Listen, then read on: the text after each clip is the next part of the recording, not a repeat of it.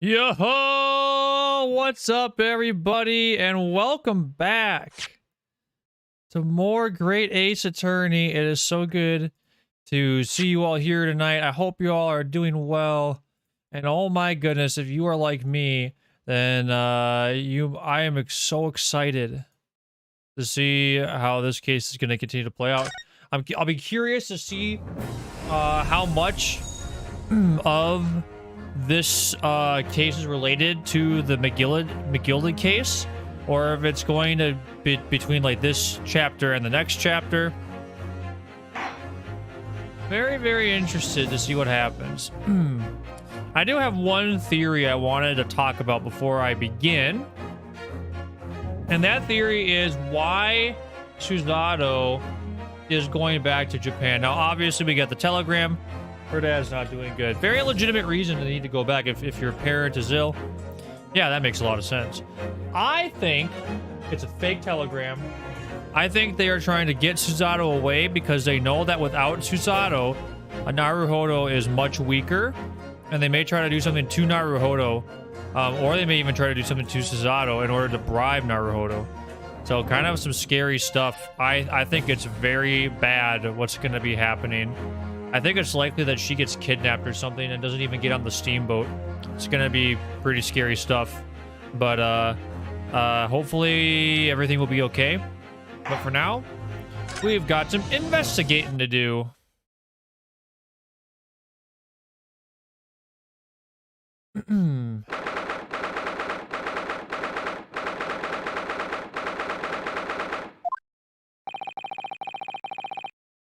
Here we are again at the scene of the crime. Now to thrust these representation papers in Gregson's face and see what he makes of them. Hello again, Inspector. Do you have a minute, please? What is it now? You should go home and get some rest. Here you are, Gregsy.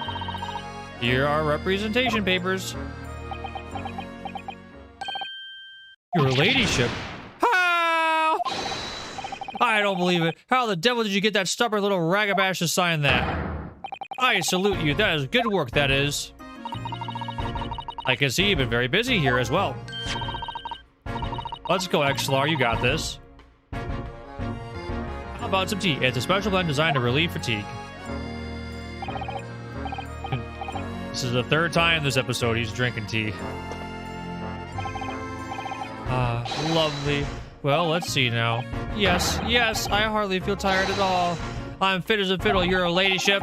Would it be alright if we investigated the scene of the crime then? Do as you please. You know where it happened. Through that door behind the counter. Yes. The storeroom. That's where I discovered Mr. Windibank and Gina. Right, well. I'll be getting back to business then. Will you be investigating in the storeroom as well, Inspector? If I'm perfectly honest, we need to wrap this up before long. Can't afford to spend too much time on it. But there are so many articles to go through, it's taking forever, and even with the lads working around the clock. There's a problem because there's another case the yard needs to investigate urgently. That must be what Lord Strongheart meant by far more serious matters before. So what I'm saying is don't get under my feet, sunshine! Come then, let us not waste any time.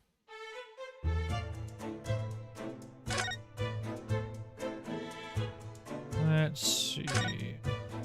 What's up, S-Grunt? Here's the article ledger here in Mr. Windibank's notes and... What's this? It looks as though someone has left a little photographic print behind. Oh, look at the back. There's some writing. Is there?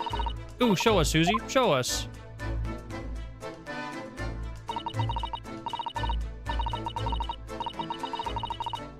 This article is deposited. Oh, the loan amount paid £1. Redemption deadline. Hey, this is the redemption ticket.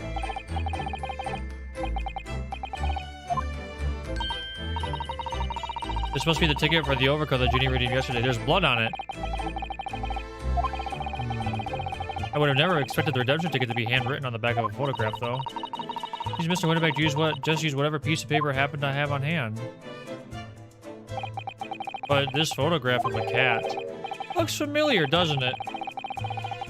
I feel like I've seen this exact same picture somewhere else recently.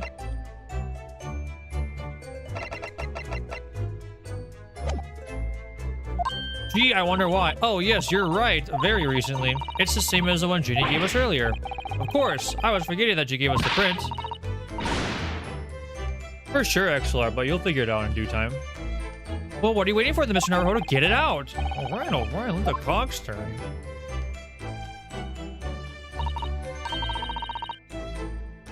Well, they're not exactly the same. The cat's expression here is slightly different than this one.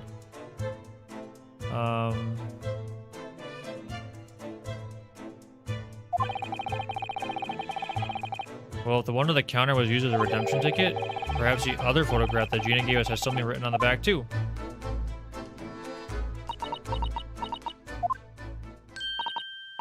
Heh, I've got it. These two photographs hide an amazing secret. A secret? What does she mean? You must tell us, Iris, at once. Heh. Do you really want to know? Yes, we need you to tell us all you know about this pair of photographs. Before I do that, though, let's take a look.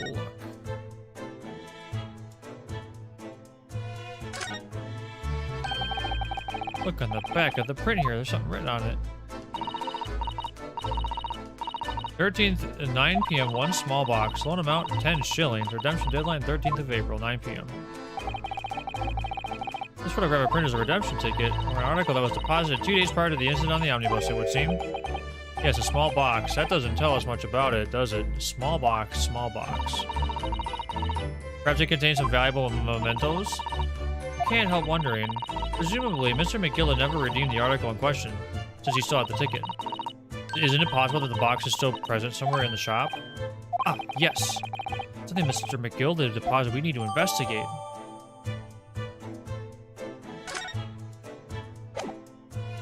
Ho ho ho. Well, my dear friend, let's... Oh, I don't want to move, sorry. Let's converse.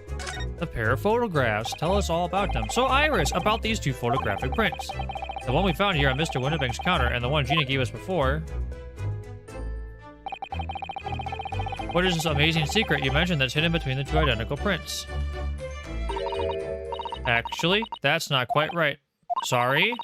If you look carefully, the two prints aren't the same. Not exactly. Yeah, I agree. The cats are slightly different. Have another look at them now. This cat's looking that way. This cat's looking like... You see that they're just slightly different from each other?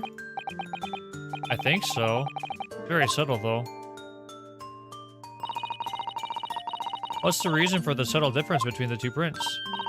Ah, well, it's because they're a set, you see. I don't. Oh yeah, so that is a lot of work. This pair of photographs is meant to be used in a stereoscope. Everyone in London is raving about them at the moment. A stereoscope? Why do I feel as though I've heard that word before recently? Oh yes, that's what Mr. Sholmes told us yesterday. How convenient! Wow, if only we had a stereoscope nearby. Ah, yes, of course, this magical box that makes pictures look almost real enough to touch. Well, actually, it's quite possible to see the same depth in pictures even without one of those contraptions. What? Really? Do you know how a pair of flat photographic prints could appear to have any depth in the first place? No, I have no idea. Oh, wonderful. Then I'll be able to tell you. She's over the moon, bless her. Should we let her explain, though? We really need to carry on investigating the scene. I, for one, simply have to know. Tell me about it. Have you ever considered Runo? Our eyes see depth in the world around us? Well, I just opened them. And it works! But the reason it works is because we have two eyes. Two eyes? Shocking. If you try closing just one eye at a time, I think you'll see straight away. What you see with your left eye, what you see with your right eye, are ever so slightly different. You get a different view with each eye. Yes, the position of objects seems to shift slightly.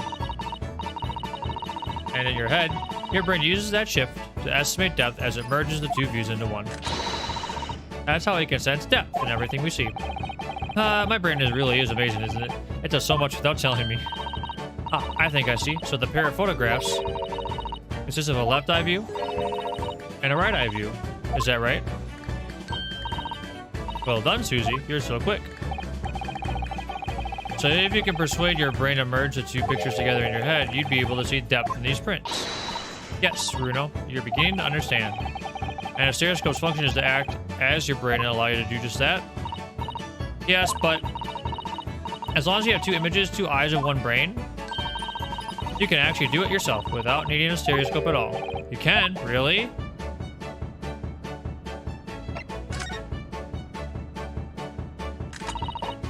Let's try it. Let's see if you can view this pair of prints without the help of a stereoscope. Oh, yes, I'm dying to have a go. Zod doesn't really love this kind of thing. You need to be able to cross your eyes. That's the main thing. Can you both do that? Cross my eyes? I think I can. Copy. Make your eyes do this. All right, let me try. Are you ready, Mr. Naruhodo? There, how's that? Now it's your turn, Bruno. Trick is to concentrate on looking at the bridge of your nose with both eyes at the same time. Not exactly an easy task when two people are staring at you cross-eyed. All right, that's enough practice. Now let's try looking at the prints. Stare at one print and slowly cross your eyes. You see two overlapping images like this. Try it now, Bruno. I'm just going to have to give it a try, I suppose.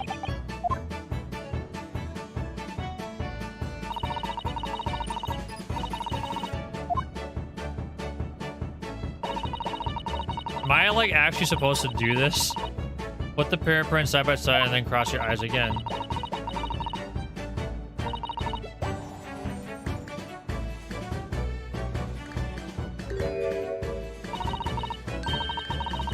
A new single image in the center. Oh, yes!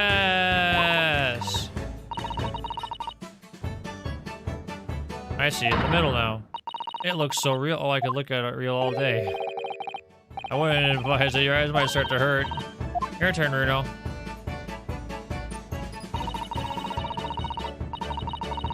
This feels weird.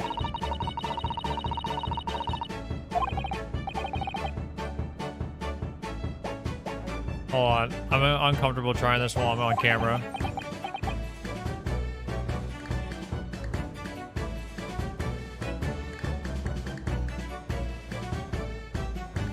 I can't do it. I can't really do it. There, you managed it. Now you know how stereoscopic images work. I'm not good at doing cross-eyed. I don't know who discovered it, but it really is quite extraordinary.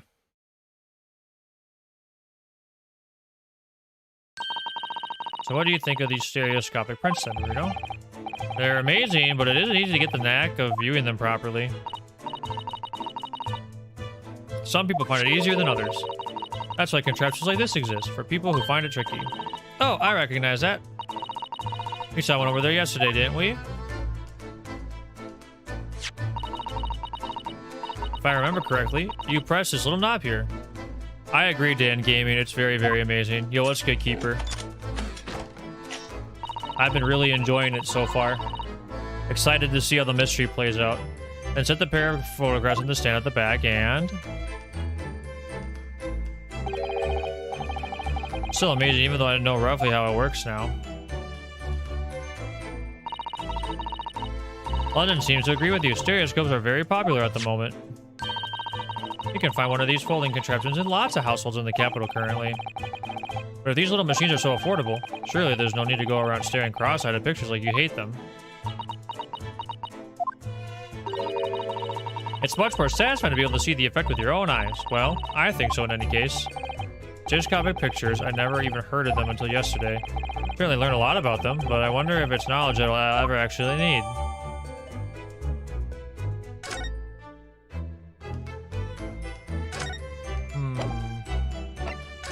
Let's examine some other things going on. Police are scouring every inch of this place, by the look of it. Instructions from the yard are to examine every article in the shop and every ledger and book of accounts. Every article? But that's a ridiculous amount of work, surely. Been hard at it ever since the shop was declared a crime scene in the early hours. We're sifting through it all in shifts at least, but still. We'll be working through the night, that's for sure. And even then, we'll barely scratch the surface. Crime and pawnbrokers. Must be every police's worst nightmare. It's every copper's worst nightmare, you know, crime and pawnbrokers.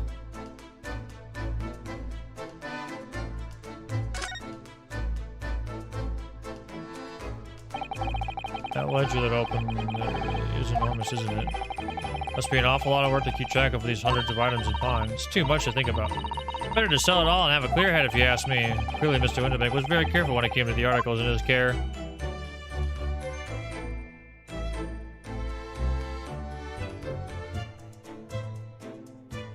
Before we go over to the door... Oh, the calendar got smashed. Officer has been staring intently at the wall since before we came in here. Shh, keep it down. Oh, sorry. There's a major clue just here. Really? Then we must tell Gregsy at once. As soon as I report, that'll be it. I'll be stuck here even longer. Stuck here? What do you mean? I haven't been home in 2 days already. I need another constable to relieve me and take over me shift. Ah, I didn't really have a tough time with the British police. That doesn't stop us investigating, though, does it? No, I suppose not.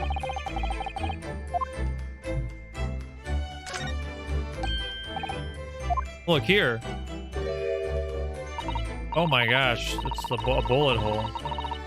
The bullet's in the wall, and there's blood. Holy moly. And yeah, obviously Winterbank at midnight. At midnight, he changes the calendar, so this makes sense.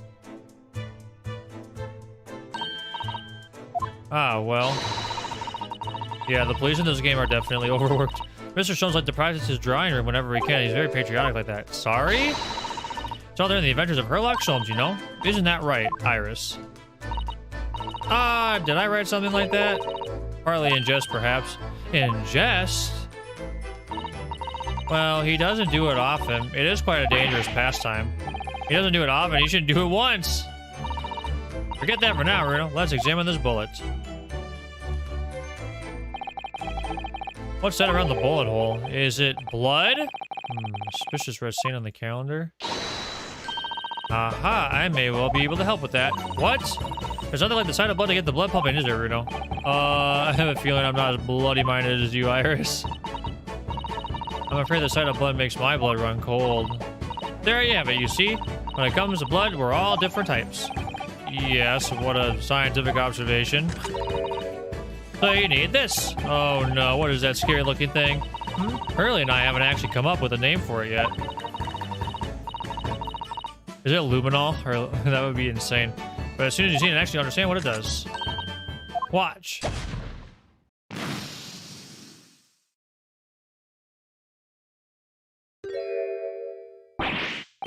Oh! The blood stain has changed. There, does it make sense now? Yeah, I think I'm starting to understand. But it works on the principle that different people have different types of blood, you see? Yes, how wonderful. The chemical it fires combines with the blood and makes it change color. So you can identify whose blood it is that you're looking at in a flash. Oh, what a fabulous invention, Iris. Isn't it? Isn't it? I bet Ginny would say it would be bleeding great. So whose blood are we looking at then? Well, all the chemical does is turn the blood a different color, so... just find someone whose blood turns the same color, and you'll know who it belongs to in a flash. Or like 2 flashes, really, isn't it? 1 flash or 2, this could well turn out to be a very valuable clue. We must make note of it in the court record. Let's keep testing and adding the results of any other blood analysis to the portfolio.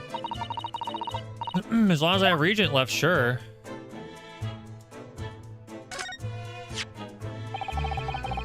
Fairly sure this contraption was here yesterday as well. I thought it looked broken before, but I guess it's not. Here we are, though I'm not confident I can get it close again. Oh yes, that's a full-length stereoscope. Really, this is a stereoscope? Mr. Sholmes showed us a picture yesterday that you were supposed to be able to see in 3 dimensions. But for that, he used the great big contraption over there. Well, that's what used in public houses and places like that. It contains a carousel with all sorts of pictures inside. But this little thing is a much simpler design for use at home. There are special shops selling prints you can use in them. I have a little collection myself. Wonder if I can make money out of these in Japan.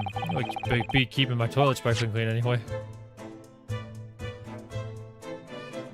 Wonder what he meant by that. These shelves are where the pawnbroker puts articles that have been forfeited for display for customers to buy. Yes, it's a really strange miscellany, isn't it? I mean, who would buy this horse statue, for example? Sometimes you can find some real treasures among all the junk, you know. You're right, Reno? Oh, it's just, well, it looks like a collection of useless junk as a whole, but if you pick out individual things, you can't help wishing you owned them. Even that horse statue. That's exactly how the pawnbroker works. You're very clever.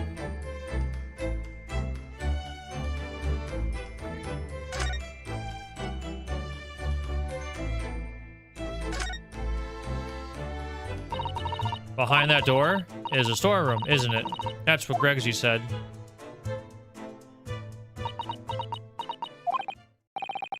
Yes, and that's where I saw the dreadful scene last night, through the little window in the door.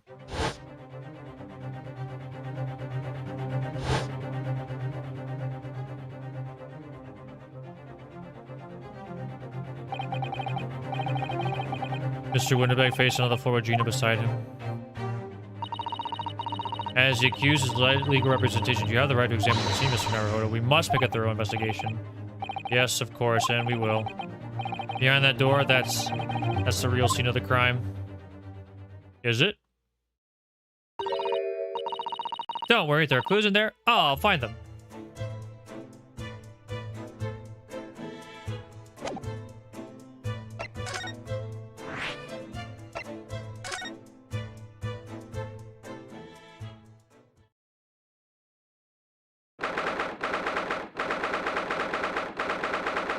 Winterbank storeroom. Okay, we got some stuff to look at in here.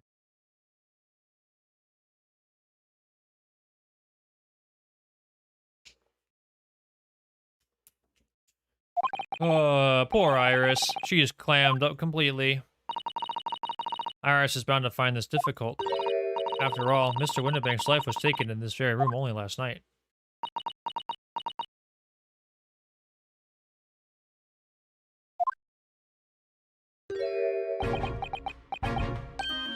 Ah! Wait, Inspector! What is it now, Sunshine? You took one look at me and tried to run away. You think it's Scotland Yard Inspector would have run away from some jumped up little defense lawyer, do you? I just, well...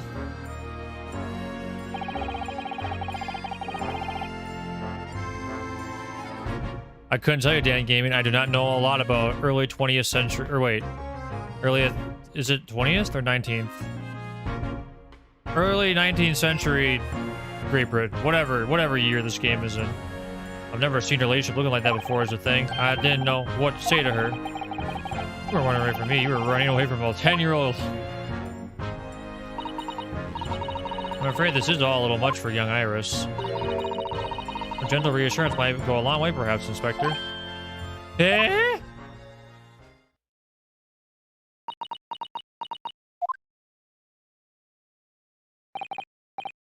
Ahem. Don't trouble yourself unduly, your ladyship.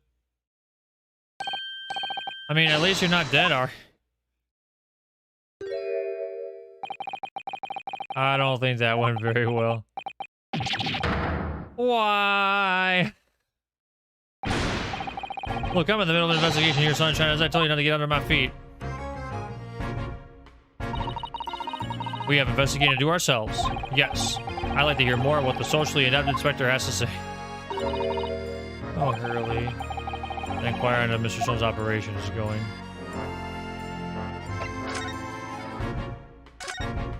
I agree. So, Inspector, what do you make of the crime scene here? P. Shaw, you've got eyes, haven't you? Use them! It is what it looks like, nothing more, nothing less. Iris, could you lend me a hand? So, Gregsy, what do you make of the crime scene here? Oh, yes, your ladyship, do allow me to humbly explain. Last night, at shortly after the hour of 1 o'clock in the morning, Scotland Yard police attended the scene. The one and only door of the storeroom was found locked from the inside. It was locked from the inside. The lock appears to be broken now, though. Was that the police officers doing? Quite right, ma'am. Quite right. We took the liberty of smashing the door in as humbly as possible. Oh. As you can see, the victim was discovered prostrate on the floor, thuswise. And next to the aforementioned body, we discovered the vile gutter child. Talking about Ginny, she's my friend, you know, Inspector. Miss Lestrade, the hapless girl, is curled on the floor, dead to the world. Still alive, you know. Yes, when I saw her, she appeared to be unconscious. I'm afraid to say she had the gun that was used in her hand. No. Presumably, it's the gun that's still down there on the floor now. In her pocket, we found the key to the door as well. What? The key to the storeroom? You say the storeroom had been locked from the inside, Inspector? Correct. All of which leaves her ladyship's friend. It's something of a sticky situation, I'm afraid. Obviously, my personal opinion is that it's all some sort of misunderstanding. Of course it is, Inspector. Of course it is.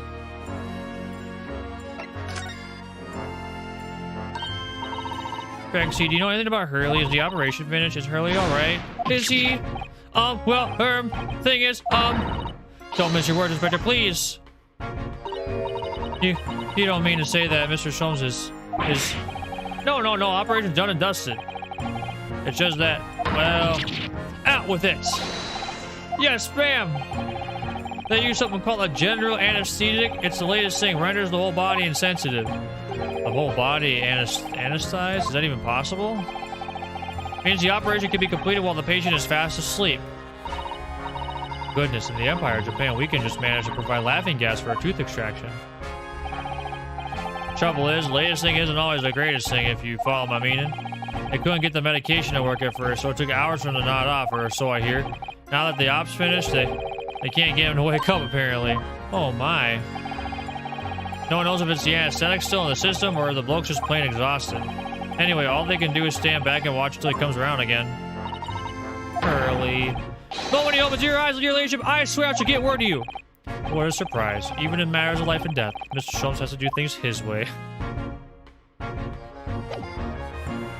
Alright, let's examine some stuff. Let's look at this gun.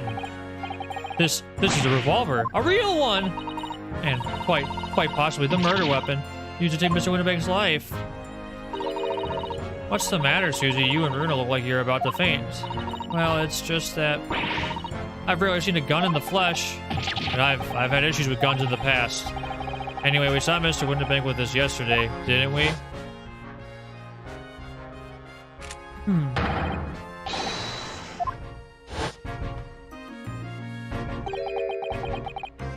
Must be the same gun. Last night, I looked through the spy hole in the door to the storeroom here. That was the same gun I saw in Gina's hand. Mr. Winterbank told us that he only ever had a single bullet loaded in his revolver, didn't he? Well, it's empty now. The one and only bullet he had in his gun has been fired. We can be fairly certain that only a single shot was fired from this revolver. Spray the blood! The police have marked the position of the body with a chalk line.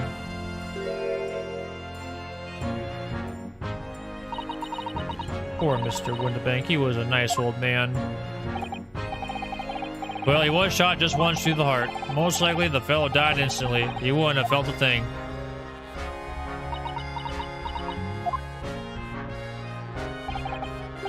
This must be his blood, then. Ah! I don't like to ask you at such a wretched time, Iris, but I wonder if perhaps... Don't worry, Susie. I'm ready for action.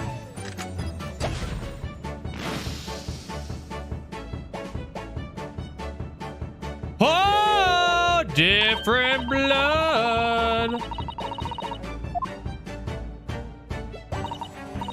And it doesn't match our analysis of the blood stain we found in the main shop. No, but let's add the sample to the others we've already collected anyway.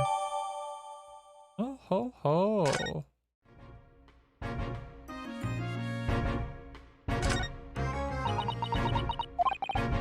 Iris? Don't worry, I'm alright. We must find the true culprit. Yes, absolutely.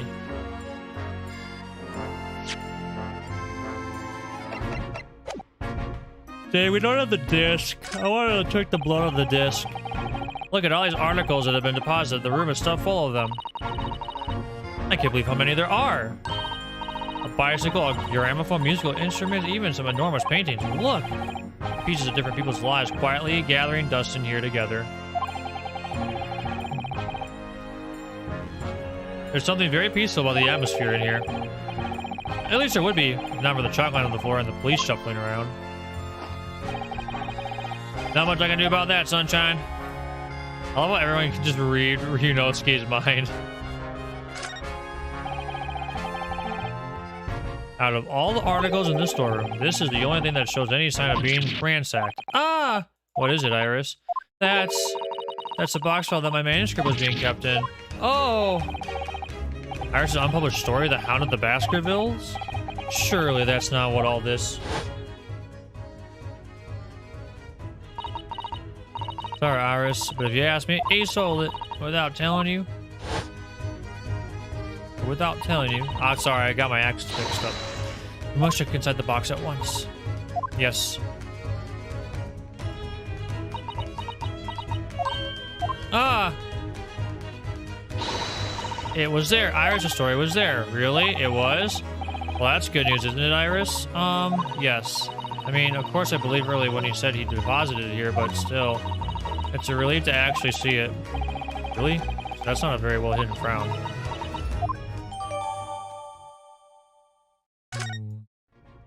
Manuscript is added to the court record.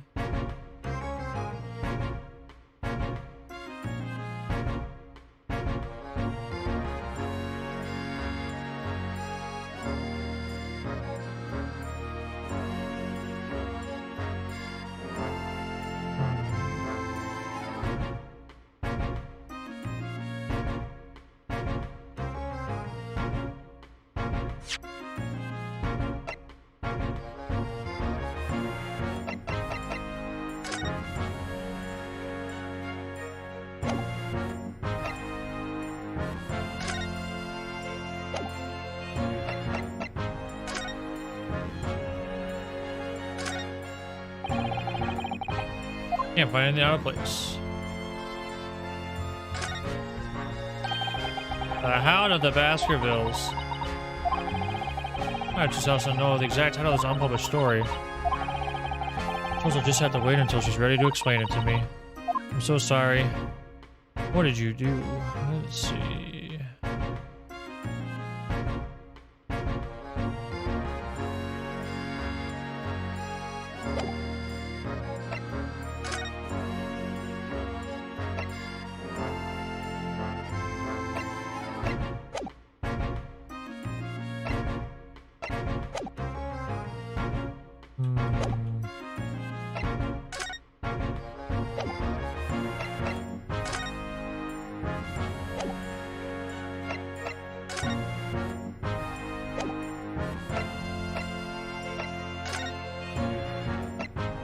Let's go to Sholmes, back to the hospital.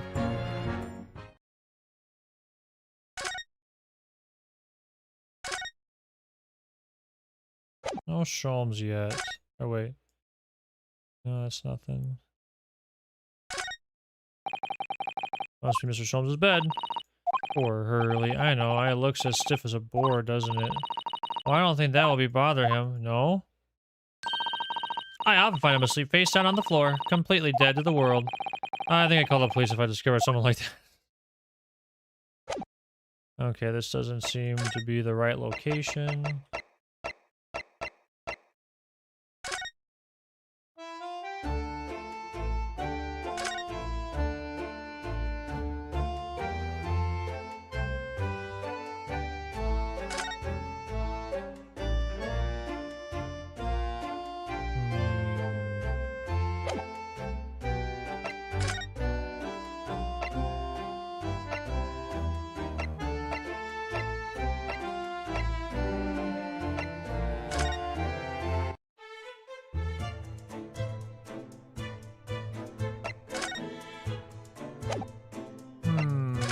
I'm missing something.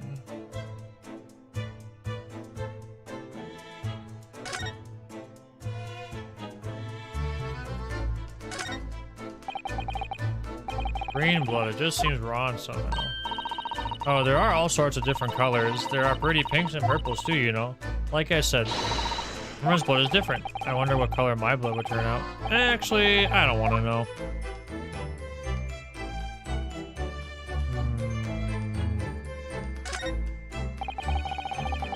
This is that strange contraption that lets you see pictures of things that are right in front of your eyes.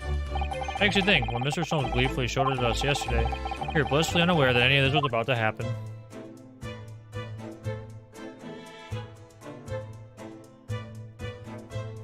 I am missing something.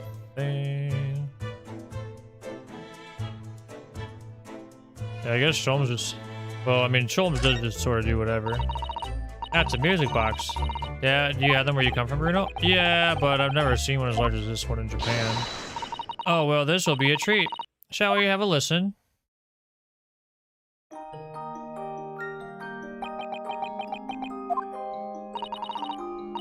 What do you think? Isn't it a pretty sound? It's a beautiful sound, yes, but a little hard to enjoy when all the policemen in the room are giving you fierce looks.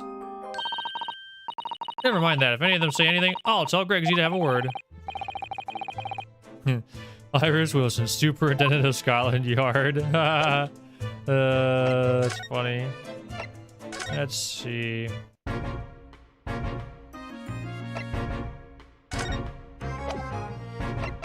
Can I present you with something?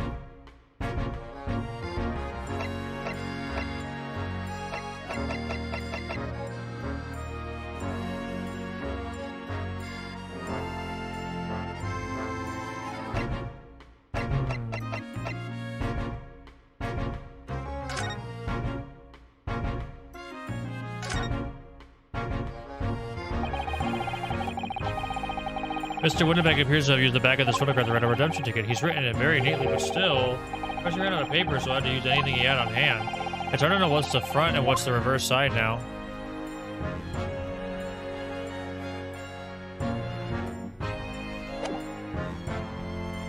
Let's go back to the other picture. I think there might have been blood on the other picture.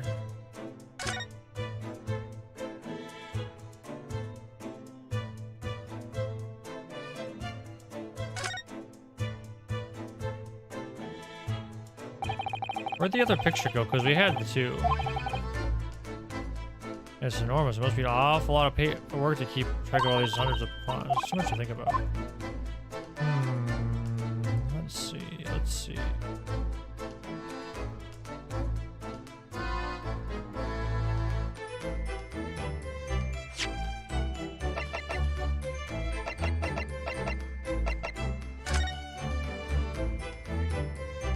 Oh, there we go. Mr. Naruhodo, I don't know if you've noticed, but there's something rather troubling here. I have noticed. The red smear, you mean? Yes, it looks like blood, doesn't it?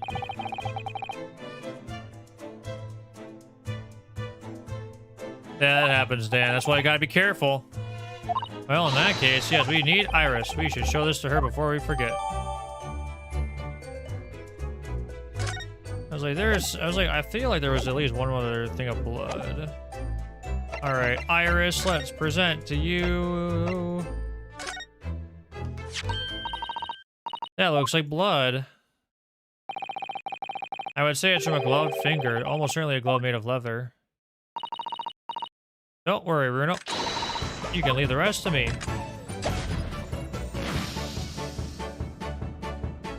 Let's see what color we get. We have purple. Look at that.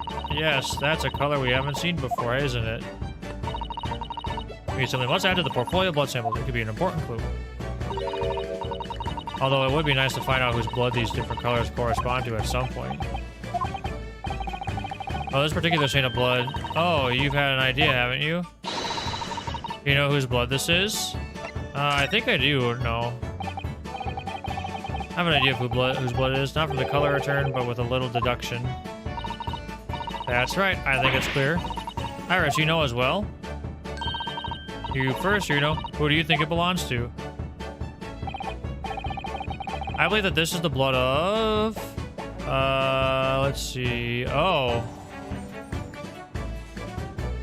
I don't think it's anybody's, then. Okay, wait a second. If this was handed in at 10:30 p.m.,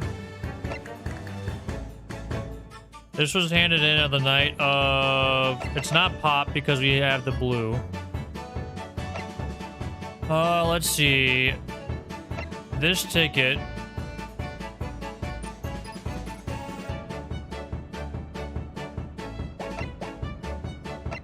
I think it might be Magnus's because it said a leather glove, and he had the blood from the leather glove. But why would he have this redemption? Here's the question.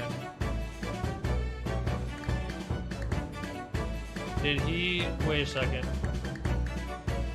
Wait, it has to be Magnus. It wouldn't be Gina, because she doesn't have leather gloves. It wouldn't be Pop. I don't think it's Thrice Fired, because this is handed in at 10:30 p.m. It was the coat. I'm gonna go with Magnus.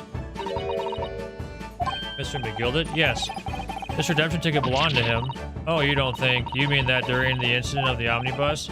Yes, I expect so. It's a very clear print and no small amount of blood. Must have resulted from a fairly serious accident. Wait, oh. Wait, no. This is... I've screwed up. No. It's... Okay, here's what I... Wait, I know who it is. It's the Mason. It's the Mason. No. I know who it is. I didn't lose health, so it's not a blunder. A blunder is only when I lose health. Sorry, so what happened, what my brain thought was like, oh, McGilded's glove had the blood on it, and I picked him. Sorry, it's the Mason. You don't sound very sure of yourself the way you tailed off there. It was 2 months ago now, that case. And of course I never met the victim, so I'm struggling to remember his name. He was definitely thrice fired, though. You absolutely should not spoil anything. Spoilers are taken very seriously, and I will ban you if anything comes up, even small stuff. The victim of the omnibus case? I don't want any help of any kind. I don't want any suggestions. I don't want any speculation. I don't want any spoilers. I want to do all of this on my own. I don't care how much I'm struggling. Do not spoil. Yes, his name was indeed Mr. Thrice Fired Mason. That would mean that his bloodstain was left on the ticket 2 months ago. Yes, I think it was. Pina brought this ticket here to Windibanks yesterday. I'm suggesting that the bloodstain was already on it at the time. So it's a smear of blood from the time that Mr. Mason was killed 2 months ago. Something else is coming back to me now. Mr. McGilded was also wearing leather gloves. See, that's why I picked McGilded, because I was like, McGilded had the leather gloves on. It wasn't his blood, though. I don't know why I thought that. Obviously, it would have been Thrice Fired Masons. Now I ask you, what good-hearted soul went rush to Applefield bleeding from his stomach? I wasn't about to start worrying about my gloves now, was I? I reached out to give the man a hand.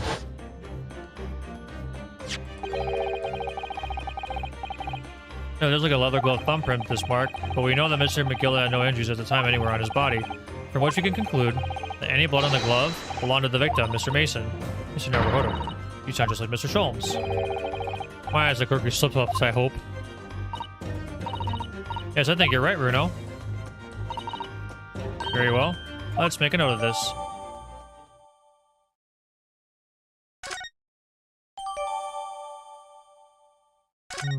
Interesting. If that's the case, I think we have to find more blood. But the only other thing I can think of is the discs. So here's what I want to do first. We're gonna go back into here. Alright, can't do anything there.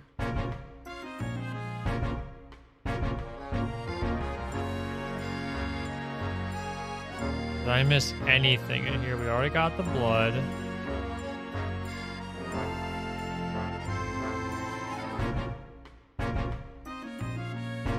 Alright.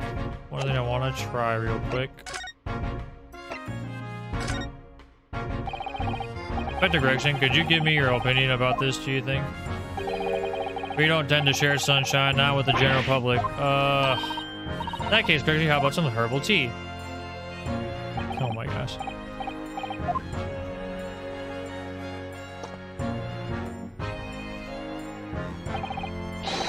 Lovely.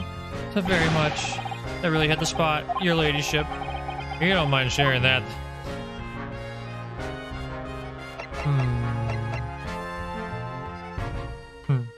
I feel like I shouldn't present this when I'm going to anyway. Is that what I think it is? Your ladyship's latest? Yeah, it's my latest story. It's called The Hound of the Baskervilles.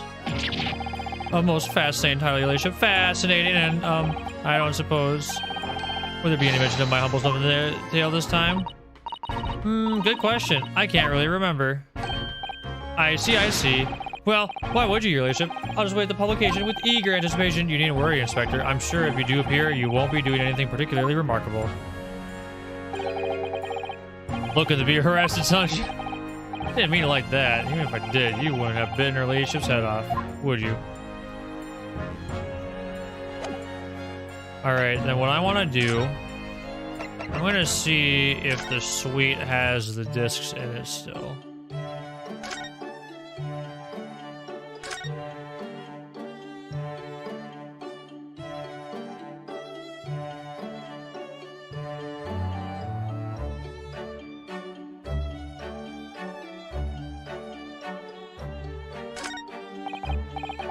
Now this really is Mr. Sholmes' faithful performing partner then. The Stradivarius, the Strabiscar, the Scrapfarius. Nah, it's no good. It's gone. Her chosen violin that was found in the pawnbrokers that managed to buy for next to nothing. Hope Pearly gets well soon. I miss hearing his violin playing already. Oh, Iris, I'm sure he will.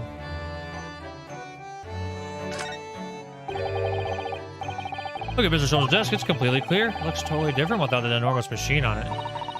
Pearly lives in an absolute mess all the time. He never notices when things go missing. Even Mr. Sholmes must have noticed that huge lump of metal is no longer there, surely.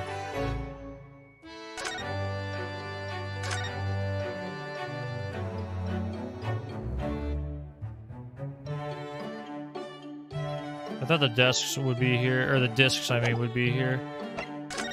Alright, let's see.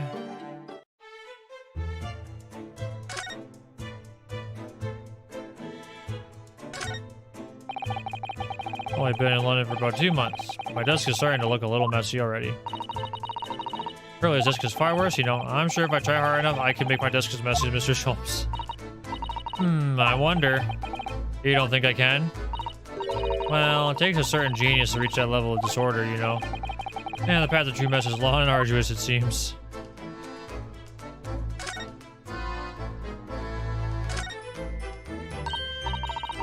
Oh, this looks like a telegram. It is, but you mustn't open it. Not under any circumstances. Alright, I won't. Now then, let's see. No! What did I just say? You mustn't open it. Don't worry, I won't. With the special concoction I've developed, I'll be able to see through the envelope without having to open it. No, that's not allowed either. Oh. I'm sure it's something important.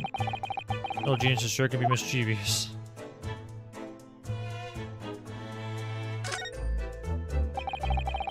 I'm rather lucky to find that old aquarium left behind here. Prawns are put in there, are doing rather well, and the anemones too.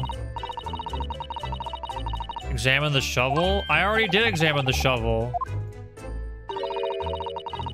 People discovered it was too much effort to clean them out and change the water all the time. I can believe that. Prawns and anemones are fun for a while. Are you talking about the shovel in the shop or a different shovel? Oh, this shovel. Okay. That spade has been in here since we started renting the place. Bruno, that's not a spade, it's a shovel. Ah, you're a shoveler, are you? I had a feeling you'd pick me up on that.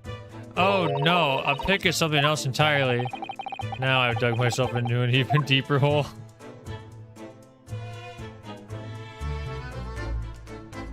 Oh my gosh.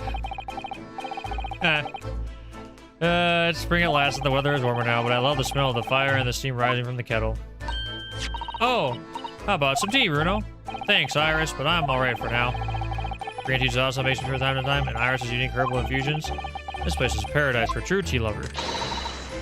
If you're sure, you know I always have plenty whenever you're feeling thirsty. Oh my gosh.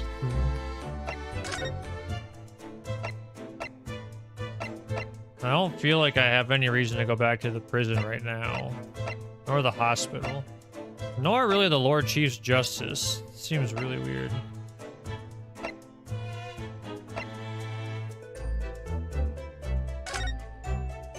I feel like it's related to here.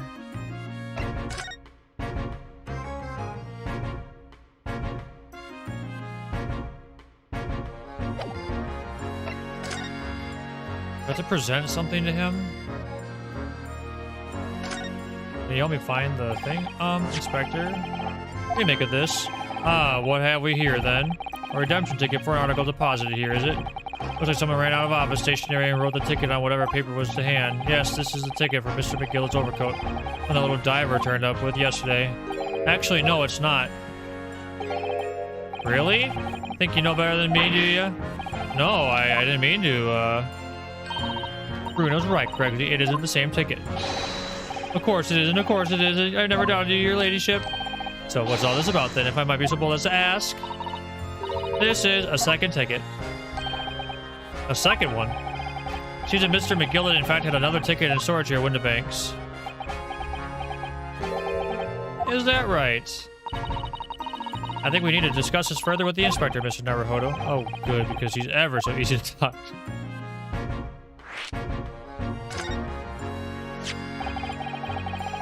This ticket was in one of the pockets of Mr. McGillet's overcoat. Eh? You mean to tell me? Yes, there was more than just the music box disc, it seems. Should have insisted on the lad's taking it back to the yard and examining it properly. Well, according to the details on this ticket, Mr. McGillet deposited another article here with Mr. Windibank. I could see that written here. A small box, was it? Do you have any idea where it is, Gregory? Any idea at all? It's another article belonging to Mr. McGillet. It could be an important clue. Well, I'm going to let the mods decide if it's okay for me to read that, because it's a long chain of text. Please stop looking at me with those big turquoise eyes. I'll full of hope and expectation. It's too much pressure. I'll lose me marbles and we'll all go barking. This is no time for dog impressions, Inspector. That's enough sauce for you, Sunshine. If the mods want to okay the message, then I will read it. There's one thing that springs to mind. According to the ticket, the redemption deadline's already passed, hasn't it? Oh, yes, of course. Articles are only held for 2 months. Well, the small box will no longer be in here, then. That's right. It's been forfeited. Which means it could be on the shelves in the front of the shop.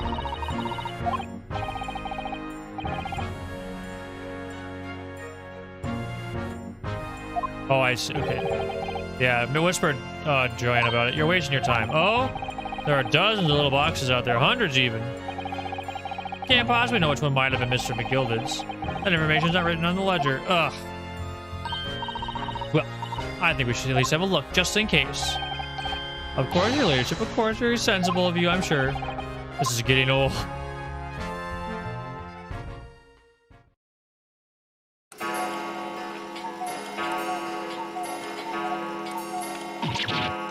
Ah! I nearly turned on my skin there. Yeah, okay, Mr. Windibank have such a wicked trap. I doubt he set out there to scare anyone. Is that really the time? I think perhaps we should pay Gina another visit soon. Oh? Her trial is tomorrow. We must establish whether or not you'll be defending her. I think we should ask her one more time. She may have changed her mind. Don't you remember, Bruno? You told her she could rip up the presentation papers if she didn't want you to be her lawyer. Really? Did I say that? Yes, you did. Deadline for submitting the paperwork is fast approaching. In that case, we had better hurry back to the prison and talk to Gina again. But I want to look through the boxes. Alright, alright.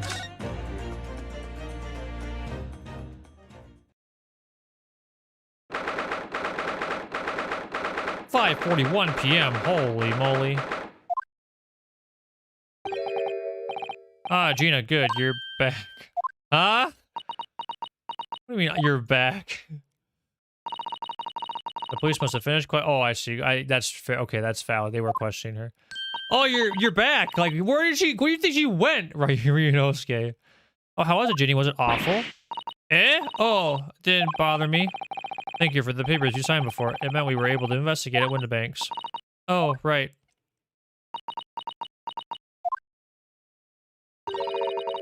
Well, you want to know how we got on? We've been ever so busy. Well, what's the point of asking? Won't change what everyone's saying. That I did it. That's not... Gina, we came to ask for your final decision. Eh? What decision? About tomorrow's trial. Will you let me defend you or not? I must submit the paperwork now if you'd like Mr. Naruhodo to represent you. Right, I see. You really lost your fight all of a sudden. But I know what that feels like. The worry is just so hard to bear.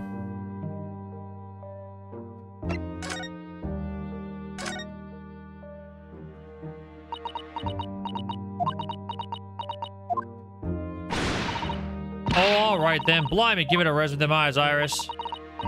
Come on then, fill us in. Who done it? Unfortunately, we don't know that yet.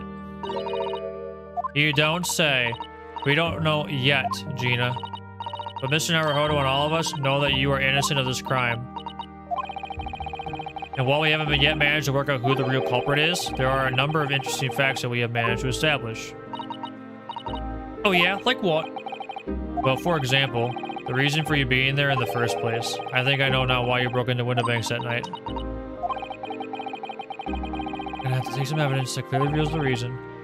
Thrust it to Gina's face, or I could present it to her calmly, I suppose.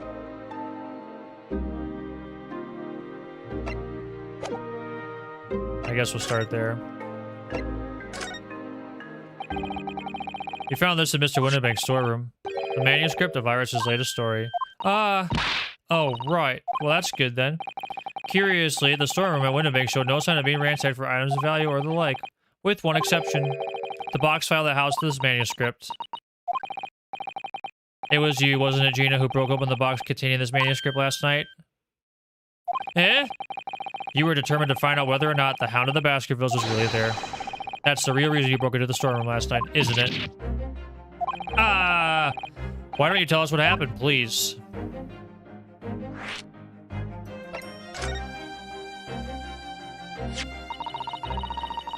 We already have the representation papers here, the documents we need. All we need to do is hand them to the court clerk. That is, if you're allowed me to represent you in court tomorrow. Nah, don't bother. Ginny. Grab them up and talk, would you? Their representation papers or whatever you call them. They still ain't fancy enough to have a bin. So what will you do in court tomorrow? I'll be fine on my own. I don't think you will be. Look, it don't matter. What's gonna happen is gonna happen. One stubborn pickpocket.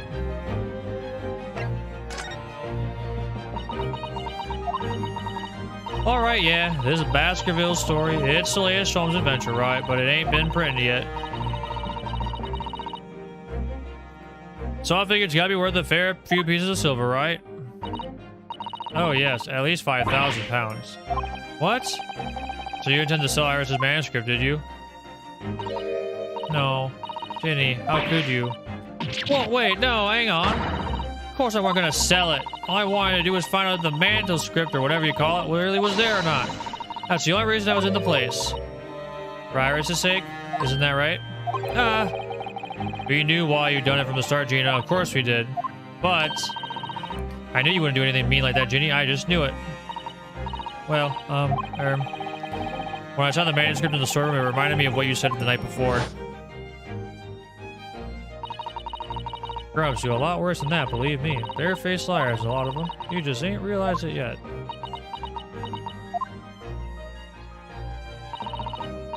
I'm telling you, that manuscript ain't at Windibanks. You'd soon see it if you had a look. I'm honest, I have wondered if Hurley's telling me the truth, sometimes. I mean that sometimes I wonder if he might have hidden my manuscript somewhere I don't know. Even though it's wrong of me to doubt him.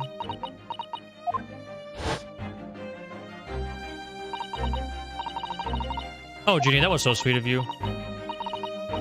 Alright, alright. I'll tell you why I did it. Just stop looking at me like that, Iris.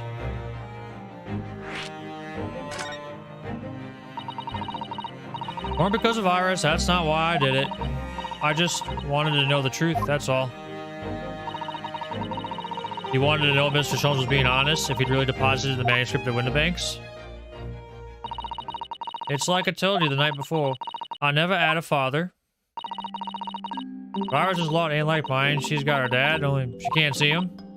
I reckon that's gotta be harder. That's why she writes her stories. They're about her dad, really? That's what it sounded like to me anyway. Last night when I was listening to what you were saying. Stories about daddy? You mean they're not the adventures of a great detective, so much as the adventures of a great detective and his trusty partner? Well, that's how I see it, yeah. You're so thoughtful and so kind, Ginny. Yes, we never thought any differently, did we? Look! Give it a rest, will ya? I hate all the this chummy nonsense. Don't you hear it? I hate it. Don't trust anyone. Right? That's how I work. Because if you don't trust no one can let you down. Leave me alone. Go on, Scrapper.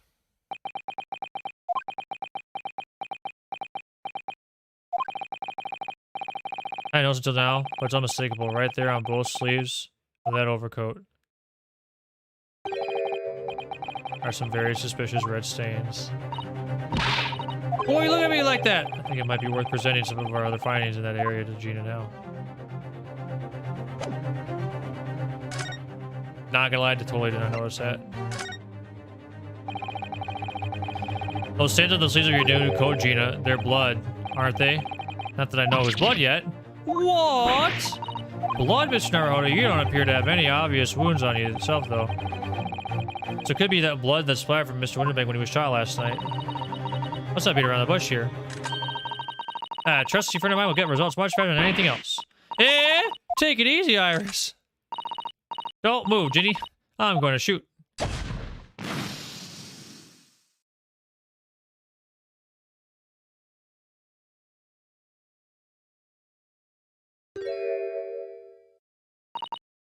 Oh. Oh my.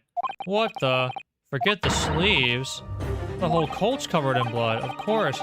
The black color of the fabric was masking the stains. That's why we haven't seen them until now. The blood has reacted with the chemical to turn a purple color, which matches one of the samples we already collected perfectly. That blood is on Mr. McGilded's coat. Yeah, no, who had the purple blood? Aha, yes, it was the brickmaker, Mr. Mason. The victim of the murder case 2 months ago. McGilded did kill him. What are you on about? The victim? What do you mean? It's a rather uncomfortable situation, Mr. Naruhodo, but I think this makes things quite clear. His omnibus case is finally solved. The truth about who really murdered the brickmaker and Mr. Mason is revealed. Oh, wait, so explain what's going on. Stop telling half the story.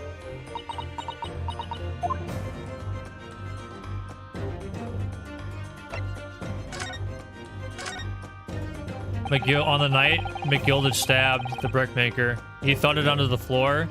In order to get rid of the evidence, he somehow was able to cover the blood stains with the overcoat and take it to a pawnbroker.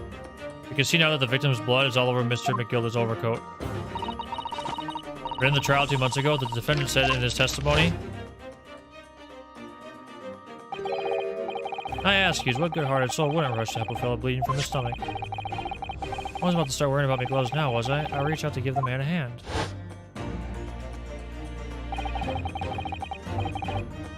Look at this overcoat now, it's clear. These stains couldn't have arisen from Mr. McGill trying to pull the victim to his feet. No, if that was what really happened, blood wouldn't have splashed all over the front of the coat. No explanation for this pattern of blood that had splattered over Mr. McGill's coat while he stabbed the victim in the stomach. I tried to remember the truth for long enough. There's no escaping it now. True culprit in that case, Mr. Mason's killer. Magnus McGilded. Well, duh. That makes sense. He hid the evidence. Unbelievable.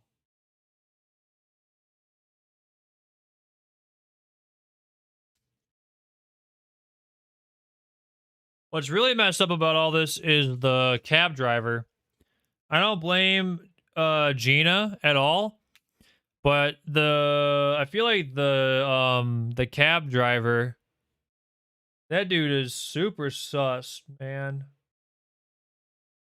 I don't know. That horrible case is solved at last, and I helped the man walk free from that trial. There's all that twisted testimony and all that sham evidence to prove his innocence. How could I have let that happen? Bruno, did you believe him, though? Did you believe Mr. McGilly was innocent? I believed, or rather, I think I was trying to believe. I wanted to. Because believing in those you represent in court is defense lawyer's greatest weapon. A weapon?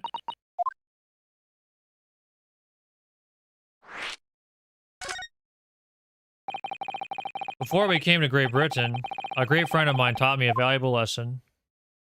You mean Kazuma-sama? Listen, Ryunosuke, we lawyers are only human. We can't know for sure what is the truth and what is a lie. Which is why we must resort to our primary weapon. An unwavering belief in our clients. That's all we really have. Unwavering belief. Only when we truly believe what our clients tell us can we fight with everything we have for their cause. In any battle, there can be no victory without faith. So I believe you unwaveringly.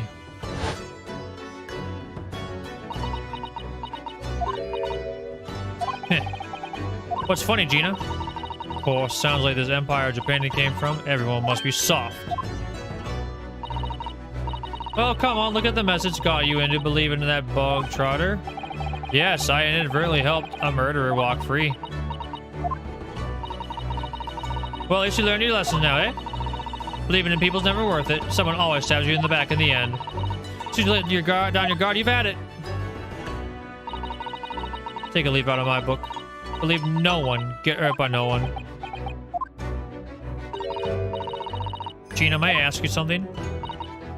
What? I'd just like to make absolutely sure. What would you like us to do with these representation papers for tomorrow's trial? How many times do I have to say it? Rip him and chuck him away? Are you really sure that's what you want? I bet that's what he wants and all now, Mr. I'm a believer lawyer over there. Don't forget it was me in that trial 2 months ago. I led everyone up the garden path, didn't I? And you're telling me you can believe in me after that? Not likely. Well, Mr. Naruhodo, a lawyer's primary weapon is an unwavering belief in his clients. Ultimately, it comes down to whether or not I feel like I can trust Gina after everything that's happened. I trust her. Gina, let me say it again. Please allow me to represent you in tomorrow's trial. Huh? Are you half-baked? Not at all. You've not once admitted to committing the crime, have you? What's more, I believe that you're telling me the truth. Seriously? Mr. Narrow Auto? Didn't you hear what I said before? I'm a born liar. Fibs just tripped me off me tongue. I'm a diver, don't forget. I pulled the wool over your eyes 2 months ago and got you in all sorts of trouble. Why would you ever trust me now? I just don't get it. Gina, I do understand why you chose not to put your trust in others. But I assure you, there is more to this life than you yet realize. What do you mean? The world we live in is full of people you would do very well to trust. People who won't ever let you down. Eh? It's true that I'm just a student of law. I'm certainly lacking in courtroom experience. I can promise you this. Whatever happens, and until my very last breath, I am completely on your side.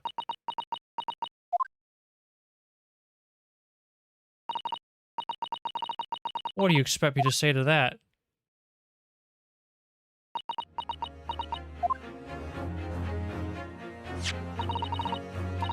Then it's decided. I will take these papers now and carry out the necessary preparations for tomorrow's trial. It would be a shame to throw them away now after it's been penned with your name so beautifully. Do what you like. You Eastern lot are. I don't know what you are. I don't get you.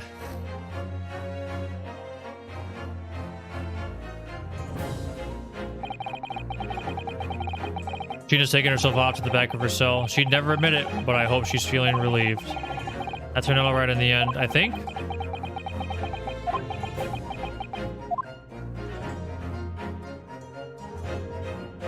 Oh, we never went through the freaking... Whoever's hiding there, show yourself at once. Eavesdropping in the height of the cowardice. Mrs. Otto? Somebody's there in the shadows. I can sense it. Somebody who wasn't there before. What? Blimey, you're sharp, eh? Suppose you're using one of those mystic Japanese arts like the art of stealth I've heard so much about. If anyone was being stealthy, it was you, Inspector. Greg Z? Oh, dear me, I am most terribly sorry, your ladyship. I didn't mean to startle you. How long have you been listening to our conversation? Good grief! Listening in! No! I just got word that there were some visitors who were refusing to leave even though it was after hours. I assure you, your ladyship, I only just arrived at this very minute, not a moment earlier. That's all, nothing untoward, nothing at all. After hours? Is it that late already? So then, I'll humbly excuse myself now, your ladyship. Ta-ta, toodle-doo, cheerio, all the best, bye-bye-bye. That's a lot of farewells. Not one of them appropriate for her ladyship. Oh, but I wanted to have a chat. I'm terribly sorry, but time is pressing at the minute. Oh, I see. That's a shame. I don't get this emergency at the Supreme Court dealt with sharply. Oh, and Strongheart will. Well, emergency? Or Strongheart? Nothing! Forget it, anything, anyway I have. I'm off.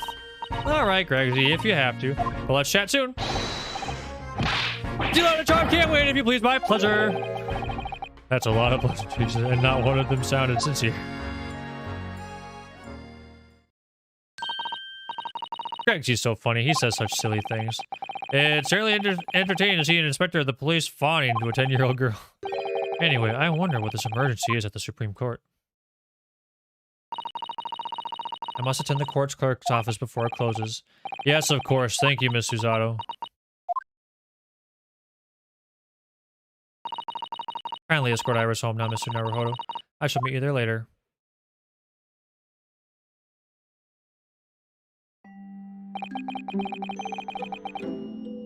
But we never found the box!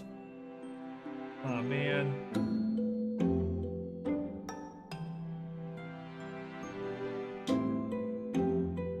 What about the box? I want to know about the box.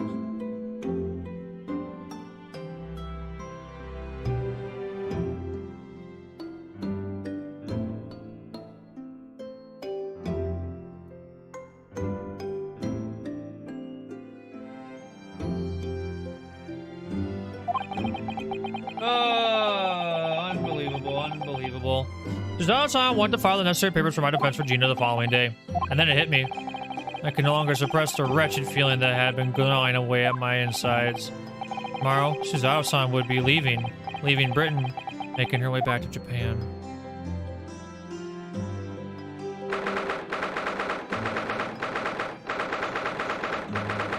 Wow, that's a long freaking day. Naruhodo-san, it's been a very tiring day, hasn't it? I do hope you're not too exhausted. What about you, Susato-san? Today has been even more trying for you, I'm sure. Mr. Sholmes was shot before our eyes. Gina was arrested. All in the back of the news that her father has fallen ill and that she must return to Japan at once. I hope your father recovers soon. Thank you for your kind words.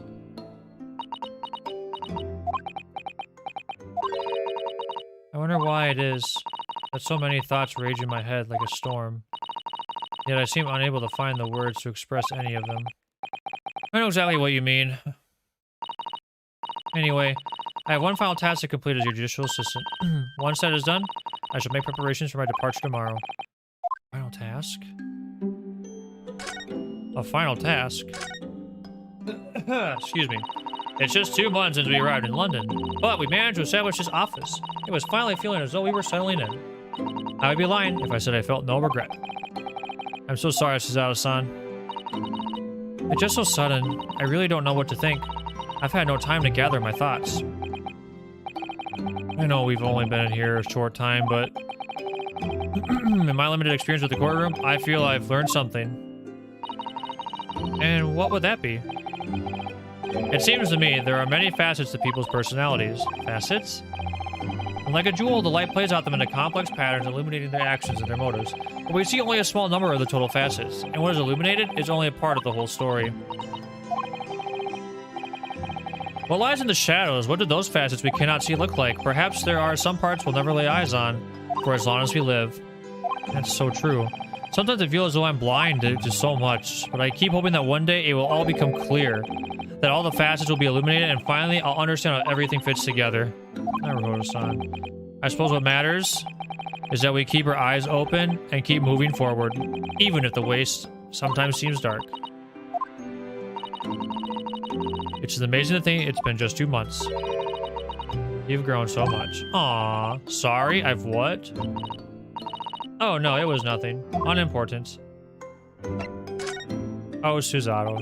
She's so nice. Do you know what time you will leave London in the morning? Yes, I picked up my ticket earlier. I shall be leaving here at 4 a.m. I see. Well, I'll escort you to the station. Absolutely not. Sorry? I'm sure you realize why I couldn't possibly let you do that. You have a very important day ahead of you tomorrow. Gina's trial. Yes, I know, but every word you utter will have the potential to determine Gina's fate. You must get as much rest as possible.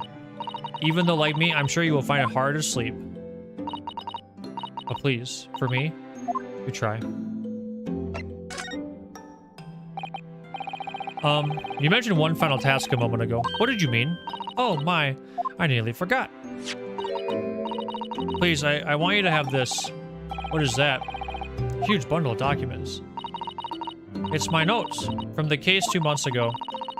The murder that was committed on the omnibus. The McGildy case. It seems to me that this case of Mr. Winnebank's murder, of which Gina is accused, is very much tied up with that omnibus case in ways that are not yet completely apparent. So I took the liberty of consolidating my writings about the case for you. Wow. Sao-san still managed to do this, and all neatly laid out for me in her beautiful handwriting. It was my pleasure. I can only hope that it will bolster your case tomorrow for Gina. Thank you so much, Susato-san. I will do my best to use it wisely. You really are the best judicial assistant in the world. Well, that's extremely flattering. But I'm sorry to say that I've been a complete failure. Sorry? I didn't quite catch what you said there. Oh, ignore me. I was just mumbling to myself. What do you mean a complete failure? Oh my gosh, poor Susato. Well, it's getting rather late. I think you should go to bed now, Naruhodo-san. I must finish packing up my things in my room. Susato-san, I wish you the very best of luck tomorrow. Good night. Wait!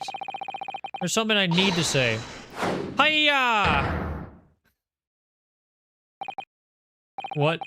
What was that? A secret technique of mine? The Susato shutdown. Shutdown?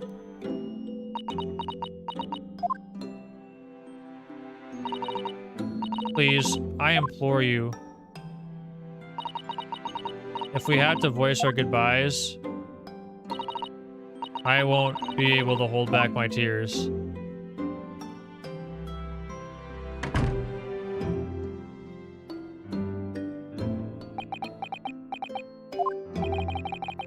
Susato-san. Aww. So sad, but I love the relationship. I love their bond so much. It truly has been a trying day. On our feet for hours, getting Gina to open up to us and learning the truth about that nemesis of a case. Physically and mentally, I was exhausted, and yet the idea of sleep seemed impossible. But I forced myself to close my eyes. As a cacophony of scenes of our lives here in London played through my mind, eventually, my fatigue triumphed, and I fell into a deep sleep.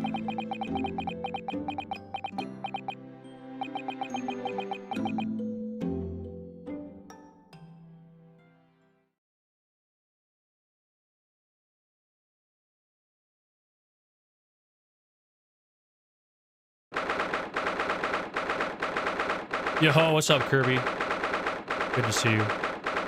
The small hours. Oh, boy. Yes, I quite understand.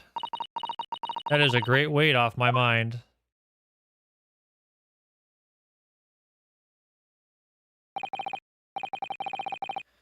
Rest assured, I shall put everything in place exactly as we have discussed. Thank you so much. It has been an honor and a pleasure to be acquainted with you, Mr. Sholmes. Oh, on the contrary, the pleasure has been mine. I bid you farewell. And Godspeed. My dear madam. Gosh, if Sholmes gonna be our judicial assistant, that would be so badass. Oh my goodness.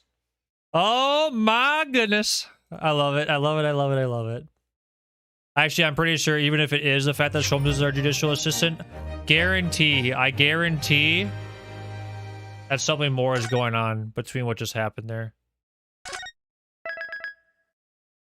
And of course, Naruhodo has no idea because we're the main character of a game that's surrounded in mystery. So why would we have any idea what's going on?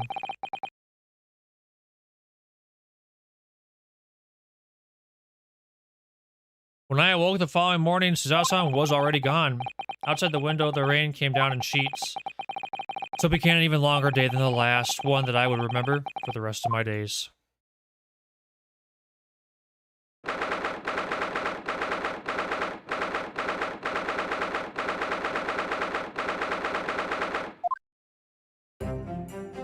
Oh, boy.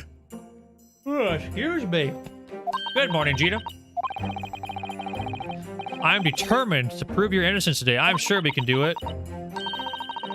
So where's your friend then? Sorry? You know, Aaron the fancy dress. Susato, or however you say it, I don't know. Miss Susato had to leave early this morning. She was already gone by the time I woke up. You alright with that, are you? Forget about me if you like. Go and see her off. It's fine. It's not as though Miss Susato and I won't meet again. One day. And even so, but you, Gina, you only get one chance. This trial today is all we have. Good morning, you two. Iris. How are you feeling, Ginny? Did you manage to sleep? It's Waggy. Iris, what are you doing here? What do you mean? When a friend is in need, we show our support. Isn't that right, Waggy? Ah, Waggy! Great way to show your support, kitty. Let him have a nose around. Well, okay. I have to make a prediction. This cat is about to reveal a crucial piece of evidence. In some complete BS way, this cat is going to do something in this court case to turn everything around. Anyway, oh, that reminds me. I brought a paper on the way here. Now, would you like the good news or the bad news? What do you say, Runo? Ginny? Oh, well, I think I'd rather get the bad news out of the way first.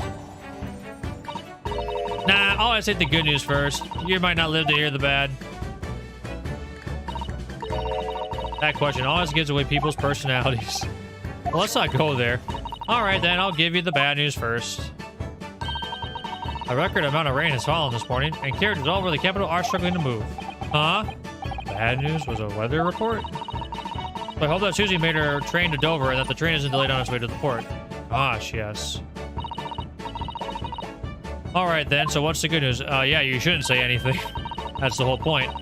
Well, the rain is forecast to subside this afternoon. Even if the train is delayed, it should be able to make up the time later. Well, that is good news, isn't it? I couldn't give a monkeys, really. If only all good news canceled out the bad.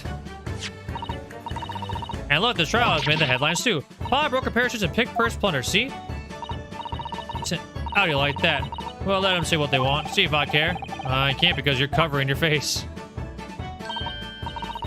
Don't worry, Runo will social everyone that this headline is nonsense. I will. And then, in tomorrow's papers, the headlines will be... Discharged diver is Dollars do-gooder. Isn't that right, Runo? Oh, yeah, let's hope so. Of course, they will have absolute faith in you. How was that? I was trying to sound like Susie. Did it work? Did it? Like she was still here.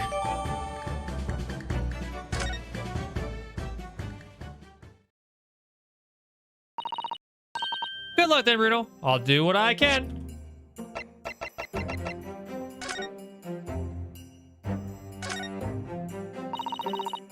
Pawnbroker perishes a big purse plunder. How awful. For Ginny, I mean.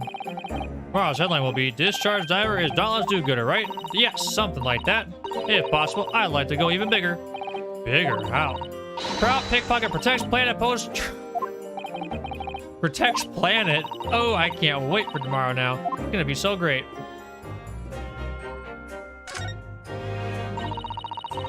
There's a sensational story lower down on the front page as well. Look, mystery mole. Classified secrets may have been leaked overseas from Ministry of Justice. A 10-year-old. Iris certainly has her finger at the pulse of world news. It's about secret communications between Great Britain and its allies. Apparently, they're being intercepted by hostile nations.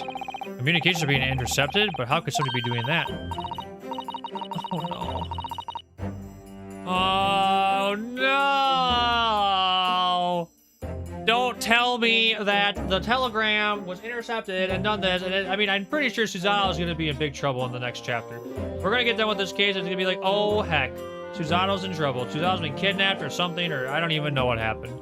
And no speculation. No speculation, chat. Now this is making me feel like it's foreshadowing. Are you looking for a new career, Reno? No, of course not. I wonder. Perhaps this is what Lord Strongheart was talking about yesterday. It could be. It could explain why he has Gregsy running for pillar to post at the moment. That would be a pretty important thing. Anyway. Obviously, I don't know the law like Susie does, but still. I'll be by your side the whole time, giving you moral support and encouragement. I'm not sure that big thing is as comforting as you think it is, to be honest. But thank you, Iris. That's very kind of you. Oh yeah, Iris? Yes, Ginny? Well, I was wondering, is all about Sholmes. Did they fix him up all right? Yes. Operation was a great success, but Hurley still hasn't come around yet. What? Eh? What?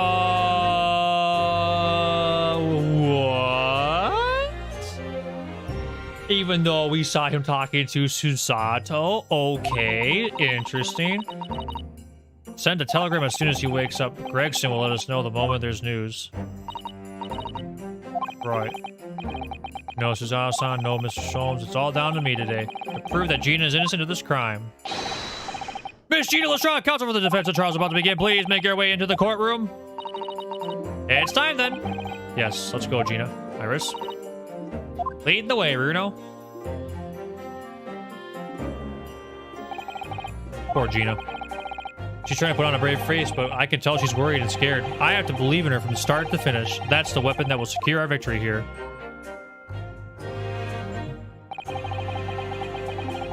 If I learned anything from my great friend, it's that.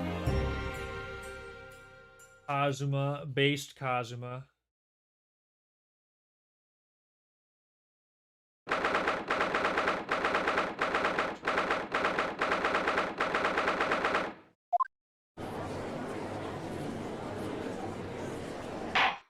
What? I saw the head juror. Sorry. In the name of Her Majesty the Queen, I hereby declare this court to be in session. This trial shall determine the guilt or innocence of Miss Gina Lestrade. And I'll call upon the counsels for the prosecution and defense to declare their willingness to proceed. Why are you here? Wait a second. You go away for 2 months also you just go up out of nowhere? What the heck, man? The defense is ready. Lord Van Zieks, my lord. Remind me, how many years ago was it that you withdrew from the public prosecution service? It was some 5 years ago, my lord. Yes, and then 2 months ago, you reserviced someone unexpectedly, and here you are again today. Are there some circumstances which the court should be aware of that have led to this? Erratic behavior?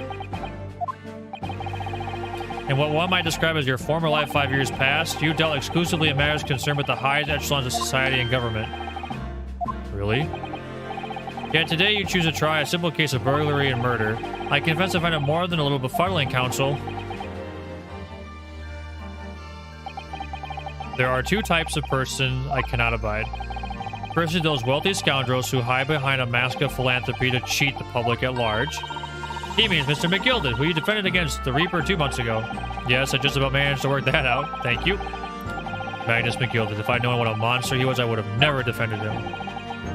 Secondly, even more loathsome, those wily scoundrels who masquerade as allies only to effect total betrayal in the final hour. In other words, the confidence tricksters of those tiny islands in the Far East, the Nipponese. What the heck? What? Did they really just say that? He means you know, Bruno. I actually managed to work that out too. Thank you, Iris. Total betrayal? What are you talking about? Poor look of hatred in Lord Van Ziek's eyes. Was that directed solely at me, or was he talking about the all Japanese people? An alarmingly scathing explanation, Lord Van Zeeks. So the judiciary welcomes the return of the so-called Reaper of the Bailey, feared by all of London's malefactors. Your lordship is too kind. Now, jurors, the 6 of you have been selected at random to represent the will of the people in this trial. Gosh, damn. Okay. Oh.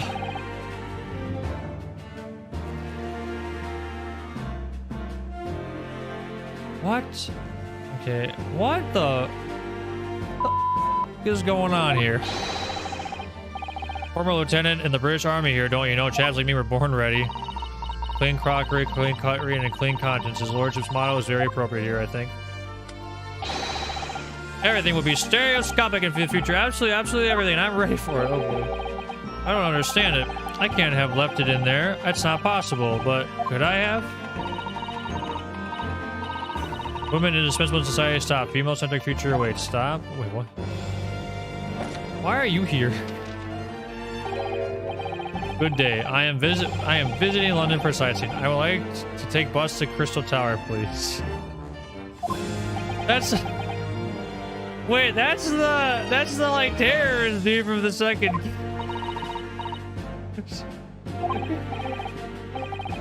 Why?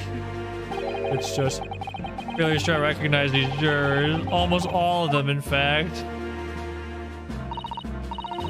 Really funny coincidence like that do happen from time to time, don't they? But it is quite strange. A juror is chosen at random from London's 6 million inhabitants, you know. So I've been led to believe, but something tells me I'm being duped. Very well. Now, Lord Van Zeeks, the court calls upon the prosecution to introduce the facts of the case. As you wish, my lord.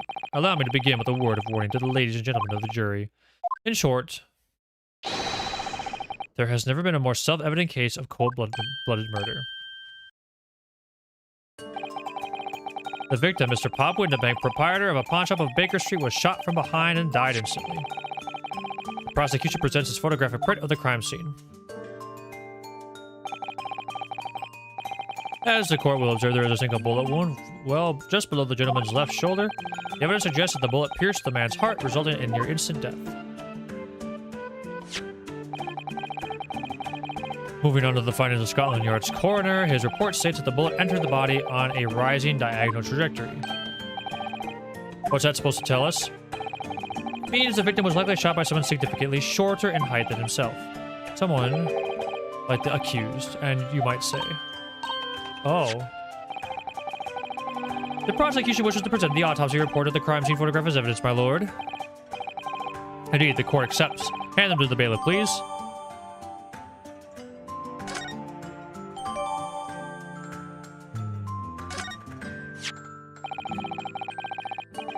I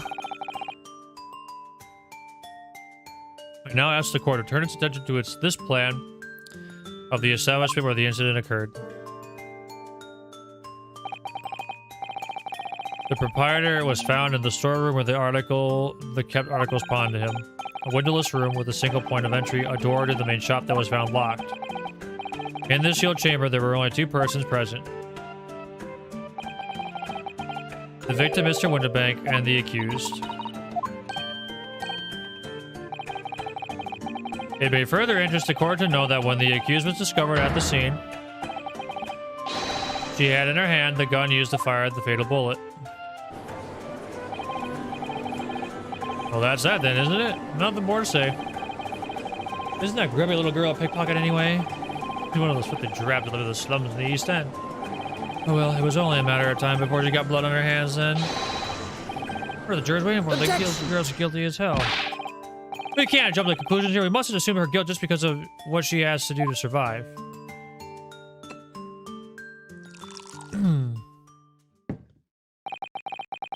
My learned Nipponese friend, it is you who mustn't jump to conclusions. The prosecution has barely begun presenting its case. Conveniently, this appalling act of murder did not go unobserved. There were witnesses. Good gracious. After their testimony, this girl's true nature will be exposed. Pitiful pickpurse or cold-hearted killer. Here's for establishing the truth.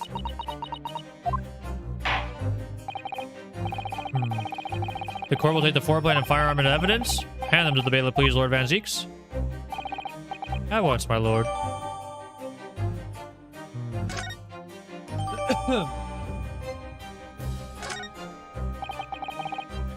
This isn't good.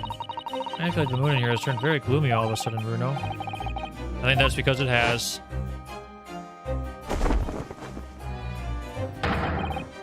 Let us begin. Bring forth the witnesses of the foul murder of Mr. Pop Winterbank on 16th April of this year.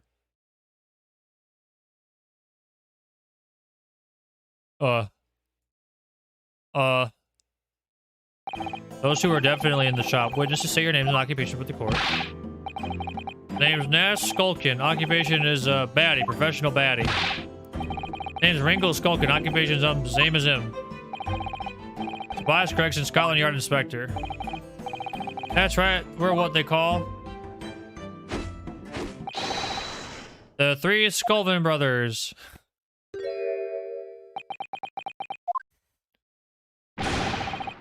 What are you looking at me like that for? Don't let me in with you lot. Poor blimey, that's cool. Don't you know what we're going through? It's our older brother. Lost contact with them we have, and we're scouring every shady corner of the capital.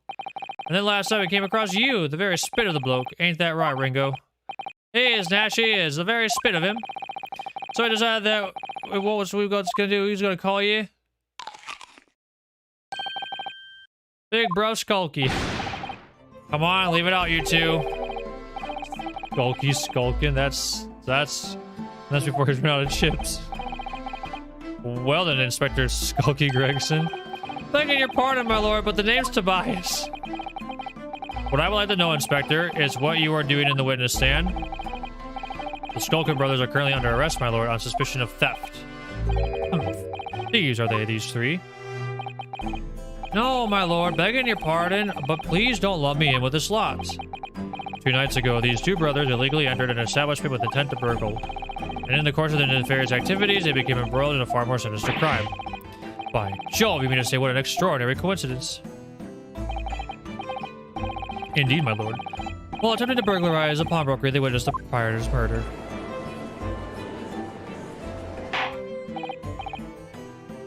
Order, order. The various trespasses of these brothers is not the subject of today's proceedings, though they will naturally face trial in the very near future. With your lordship's permission, I'd like to remain in the stand and keep these gents on the straight and narrow. Of course, Inspector. Skeptical as I am about the caliber of these witnesses, I will permit them to take the stand. Mr. and Mr. Skulkin, you will now testify before the court. Describe the events of the night in question and what exactly you saw. Happy to. Because a Skulkin's never Skulkin. Oh my. Get out of it. Gregson's in so much pain. Well, these two are definitely the ones that shot Mr. Sholmes. We was walking down Baker Street this morning. I was at the gas store, was y'all see? It was like some kind of sign begging for us to go in, it was. But once we got inside, called blimey lummy, we heard a gunshot from the back room. We went to see what was what, but the door was locked from the inside. We've never done nothing, Governor. We never took nothing. We just left it that nice and quiet. A terrible coincidence, it would seem. At the precise moment these miscreants entered the property, an even more sinister crime was afoot. The witness's testimony is consistent with the crime scene in every detail. The door providing access to the storeroom from the main shop was indeed locked from the inside, and within, only the victim and the accused were found.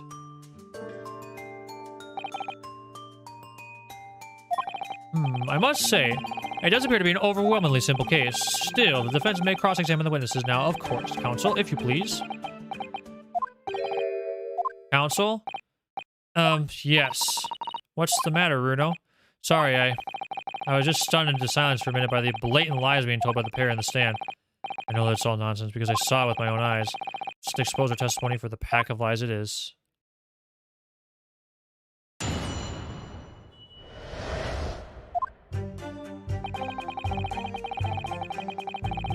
Hold it! The front door of Winterbanks was ajar, you say? What time of the night was this? Well, it's been about 1. Right, Ringo. Yeah, I'd say so. Right, Sulky. How would I know? The place would have been shut at 1 in the morning, just like every other shop in town. Well, it was pitch black inside, it's true, ain't that right, Ringo? Oh, I'm not so sure, Nash. I seem to remember a little lot burning inside. What about you, so keep me on, Mucker? Leave you.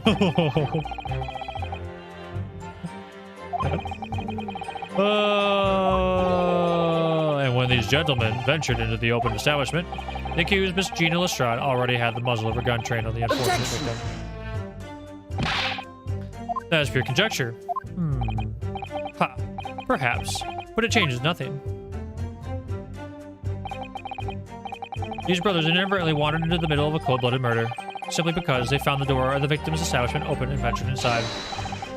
Right, that's what happened. Some kind of sob there for us to go, and it was. What are you trying to suggest? That you had to go in? Well, God moves in mysterious ways, they say, don't they, everything, Ringo? They do, Nash, they do. Must have been some sort of providence, I reckon. God's will often presents itself as the whim of thieves, does it? It weren't no whim, I'm dead sure of that. It weren't, Nash, it weren't, like we said at the time. You don't just find doors open in the middle of the night like that. Nah, there's no two ways about it. It was a sign that a long-lost brother was inside.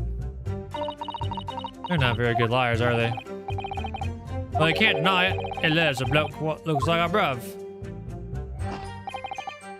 I said cut it out. I'll shift to getting shopping today.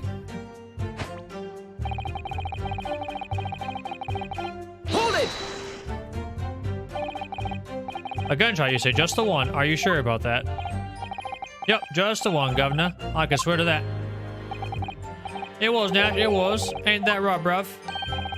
The firearm used belonged to the victim himself.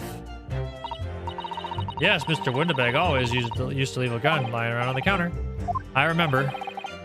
When we examined it, we found the revolver was completely out of rounds. That makes sense. Mr. Winterberg always used to say he only ever kept a single bullet loaded.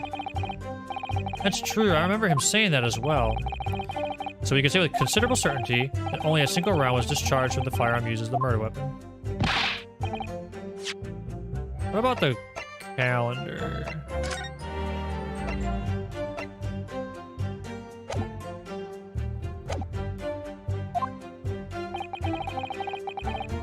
I should remind the court that the firearm in question was discovered in the hand of the accused.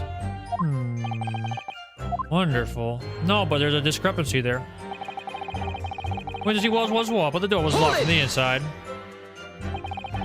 Do you mean the door between the main shop and the storeroom? If my learned friend is having difficulty grasping the situation, perhaps a drawing would help. Excluding the shop's entrance to the street, there is only one other door, out of the storeroom. Of course, there was only a little lamp burning, not much to see by. And the door was hidden behind a curtain and all.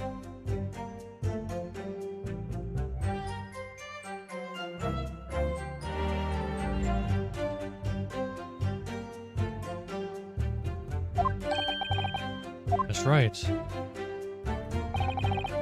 When we arrived, the door was mostly obscured by the curtain. Tell me, why exactly did you try to open that door? Eh? Any normal petty thief would run at the sound of a gunshot, I should think. Oh, well, you're trying to rabbit, Ringo? Well, Nash, yeah. I suppose you'd have to say we ain't normal, eh?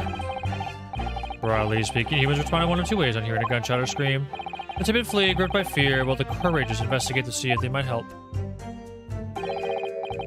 These gentlemen are of the latter inclination. My learned deputy's friend, it would seem, is it of the former? Alright, somehow I just proved that I was a coward that night. Thank you, counsel. So, I believe we all understand that the door was locked and could not be opened. Proceed, witnesses. We've never done nothing, Governor. We never took nothing. We left that not so quiet. You didn't do or take anything. Is that your story?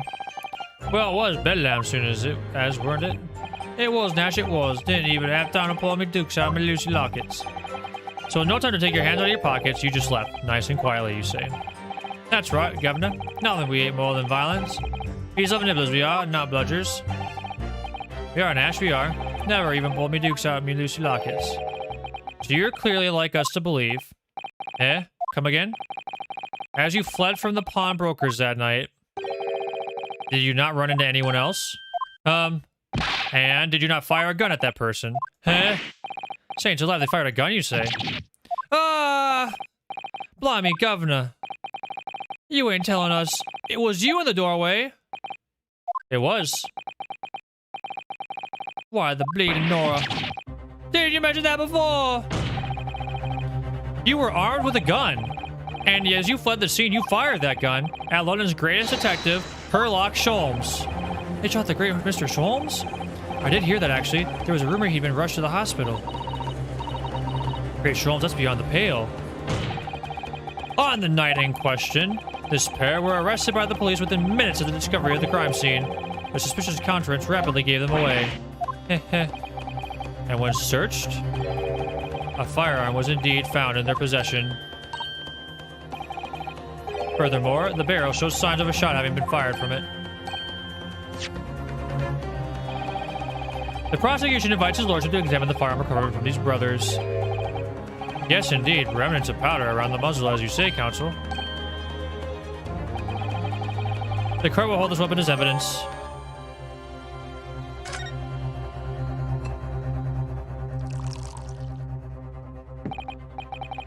Now, my learned Ebony's friend. Yes? Here's you successfully presenting the evidence. Well, yes, there are the telltale signs of spent powder on this gun, and a single bullet missing from the cylinder. But the prosecution demands evidence that it was fired at the scene of the crime under scrutiny in this trial. I don't need evidence, because I was there. However, the rest of us in this courtroom were not. If the defense fails to provide evidence in support of this rash claim, we shall have no choice but to toast your incompetence and move on. Evidence that these two fired that gun before they left Wandabanks that night? The court demands that all claims are affirmed with clear proof. What evidence shows that these witnesses unloaded a fireman or the pawnbroker shot that night? Let's see if we can...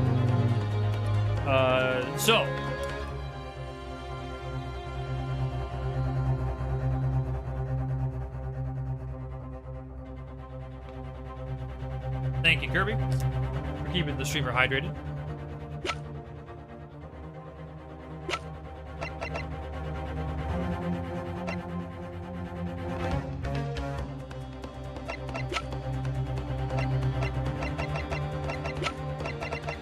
So here's what I want to say.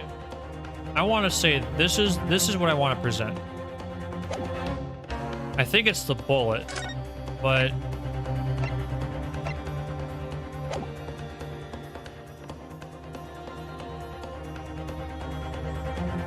take that! The evidence is in this portfolio. What on earth have you there, counsel? During the course of our investigations, we discovered a number of bloodstains. Not trusting the police to do the job they're trained to do? How arrogantly Nipponese of you. Well, anyway, we analyzed all the blood samples we found and recorded the results in this portfolio. You claim to have the evidence that the court is demanding therein? Yes, my lord. No more dallying then, counsel. Present the pertinent evidence at once. What do you have in your portfolio that proves these witnesses unloaded a firearm at the scene? Take that! What is that? Explain. It's a photographic print taken at Windibank's pawnbroker on the day of the incident. From the scene of the crime, is it? Is that a bullet hole? And my eyes don't have to see me. It appears the bullet is still lodged there. Yes, as your lordship noticed, the bullet pierced Mr. Windibank's calendar.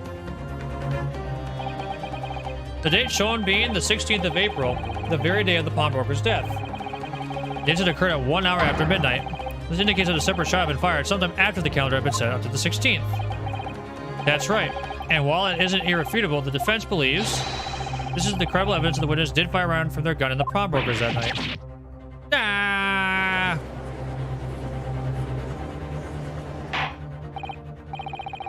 Order. How does the prosecution stand, Lord Van Zeeks?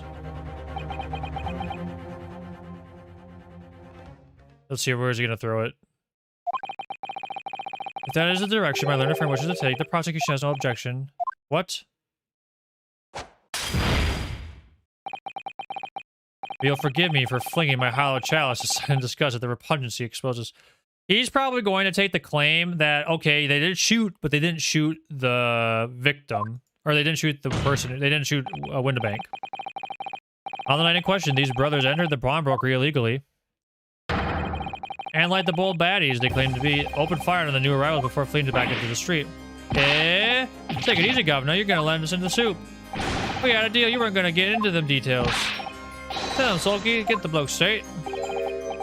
I have nothing to add. He knew, did he? Van Zieks knew their testimony would almost certainly expose the extent of their crimes. But by arguing that they fired that bullet, then they couldn't have fired the other bullet. That's probably the problem. I think that's the main issue here. It would seem now that I owe my Learnedipity's friend a word of gratitude. What do you mean?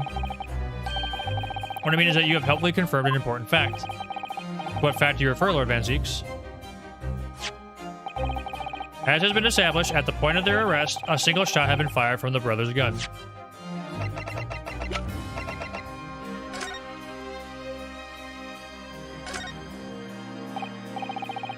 There's ammunition still loaded in 5 of the revolver's 6 cylinders. Yes, which tells us only a single shot has been fired from it. Exactly.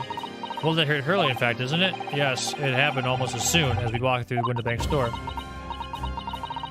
Make those brothers pay. Oh, gosh. That's spooky. I'm assuming this is going to be the same.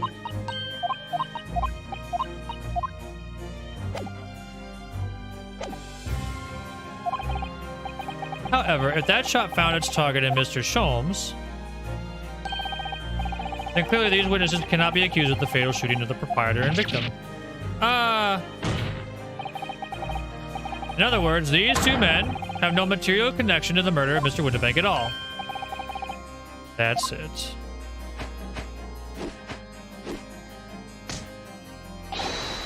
That's it. We didn't have nothing to do with it. We didn't, Nash. We didn't. That's what I reckon. Your crimes include unlawful entry, intent to steal, perjury, and let us not forget, attempted murder.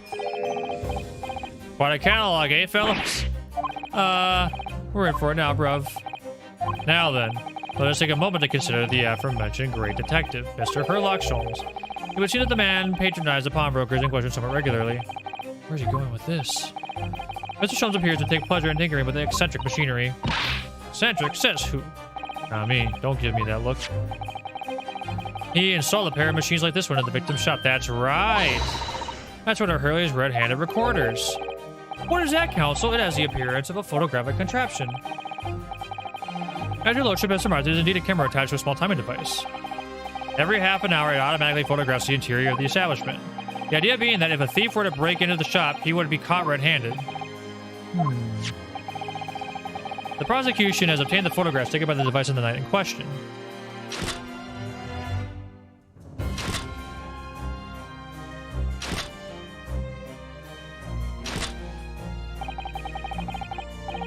Carbos are copious identical prints are produced in quite a fashion. Rather prodigal, I feel. In fact, there are 2 such devices in the victim's shop, my lord.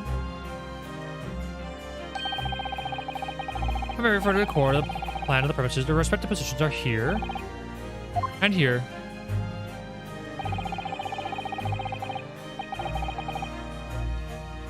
You say these cameras produce a print every half hour. I'm afraid I fail to see how that would help if the anticipated thief conducted his activities in one of the many 30-minute intervals.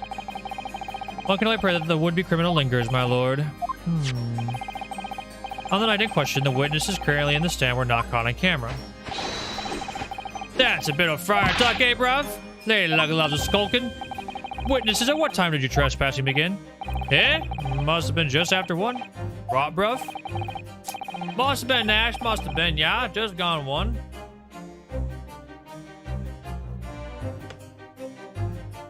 Well, these 2 are a real piece of work. In which case, minutes before these brothers entered the establishment, what scene might we expect to see within the shop? Let us examine the evidence. Good lord. It's the defendant, Miss Gina Lestrade, with the gun in her hand.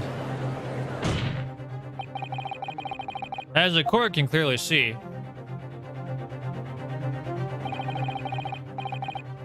The accused is pictured, a gun in hand, facing the victim over the shop counter. No doubt caressing the proprietor to open the door to his storeroom. Boy, one can only imagine. You easily imagine the events that unfolded. The court will take this photograph and print as evidence, if you please, counsel.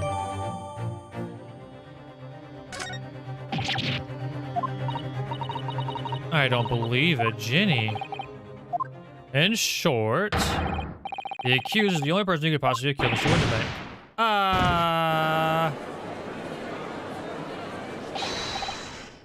I say, my lord.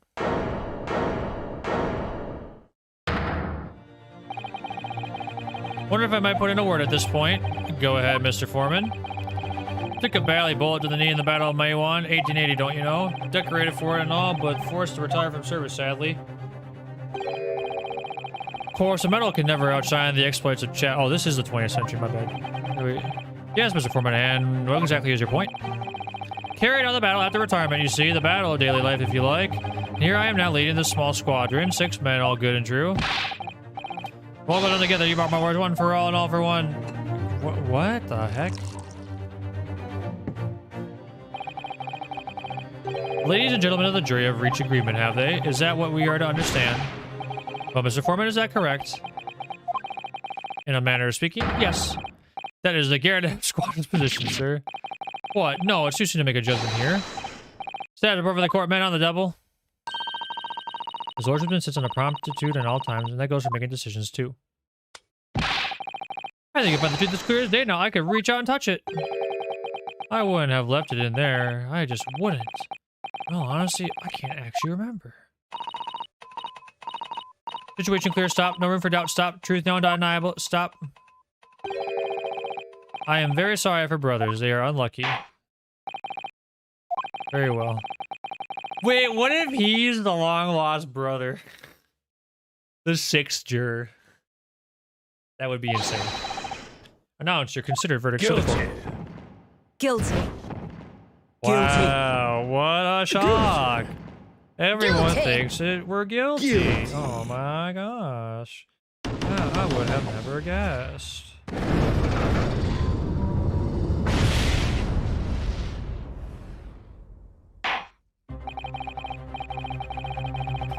It does appear that the jury is unanimous in its learning already.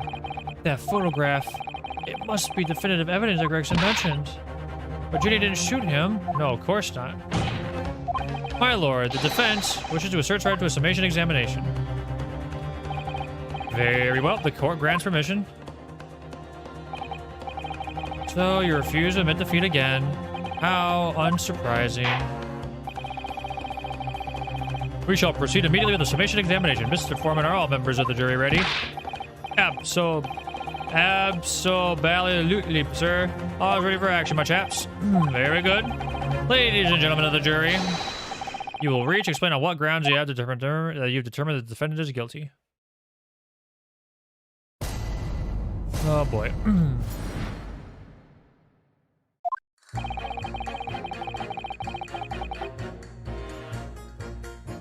All the evidence clearly points to the finger of guilt of this young pickpocket's knee. As a housemaid, I should like to see all filthy eyesores promptly and rigorously eliminated. I think you'd find that if you look at that photograph and stare, the truth will just pop out. If I have left it in there, I think there should be repercussions by now. Mind made up. Stop. Global rate of transfer to the verdict to follow. Stop. In Motherland, we say never judge by clothes, judge by head. I am convinced brothers are... Dude, the fact he wants to... Dude, is this guy going to be involved in the Crystal Tower? It's really sus that he wants to go to the Crystal Tower. The circumstance of the crime of the evidence is to implicate the defense. The storeroom locked from the inside in which the victim and the accused were discovered alone. And in the accused's hand, the fatal revolver, the firing of which was heard by those witnesses. Not to mention this print.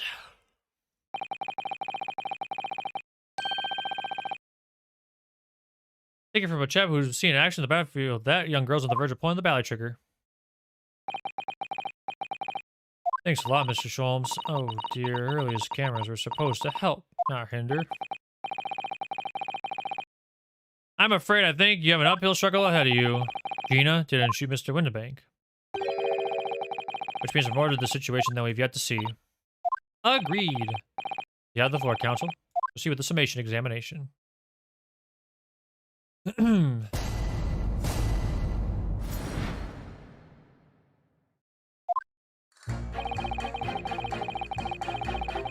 Hold it! You're Mr. Natsumi's landlord, Mr. Gyaradev, aren't you? You really must stop meeting like this.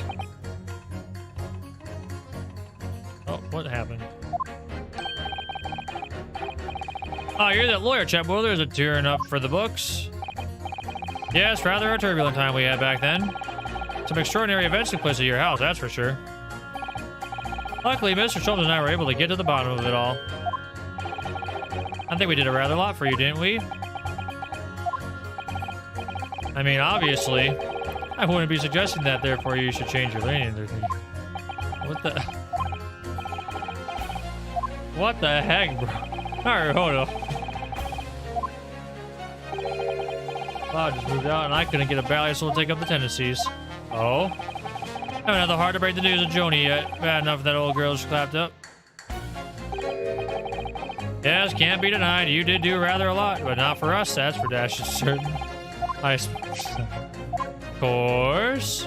There can't be no suggestion of that being the reason I'm leaning towards guilty here, obviously.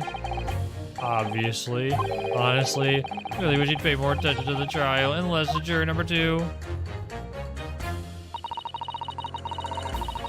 Oh gosh, I forgot he really wants to have a housemaid.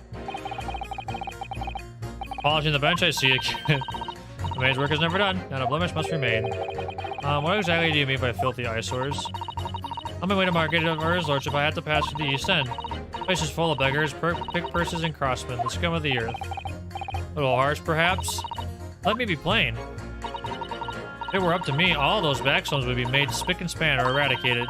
At least we have people like the great detective working to achieve these important goals. Referring to Mr. Horlock Sholmes? That's right, I like to keep abreast of his exploits by reading Rand's magazine in between my duties. He does wonders cleaning up London streets. In my opinion, he should be declared honorary maid of the capital. Mr. Sholmes, a maid? It's really quite unforgivable. Gutters come having the audacity to shoot our very greatest detective.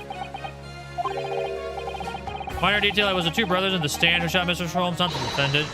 Minor detail indeed, they're all gutter scum as far as I'm concerned. Well, it just might be an idea to get our facts straight anyway. Yeah, it's alright. I shall amend my statement.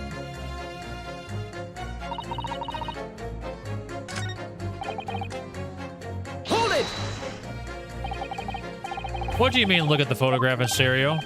Sorry, what? Don't you know? If you look at the photographic print normally... It looks as though the pickpocket girl's about to shoot the victim, obviously. Well, there's no indication that the defendant ever fired the gun. All I'm saying is that if you look at the same print in stereo, it could reveal all sorts of new information. By any chance, are you a fan of stereoscopes? Oh, how did you know? Let's call it a lucky guess. It never gets old seeing the 2 prints merged into one before your eyes. It's extraordinary, it's captivating, and the height of modernity. Of course. Oh yes, I think you'll find the stereoscope in here to stay. Giving us a new perspective we could only dream of before. It's the greatest invention the world has ever seen. Well, you could give me a new perspective on this case. I might agree with you. Hold it! What exactly have you been muttering about all this time? Talking about having left something somewhere or something like that.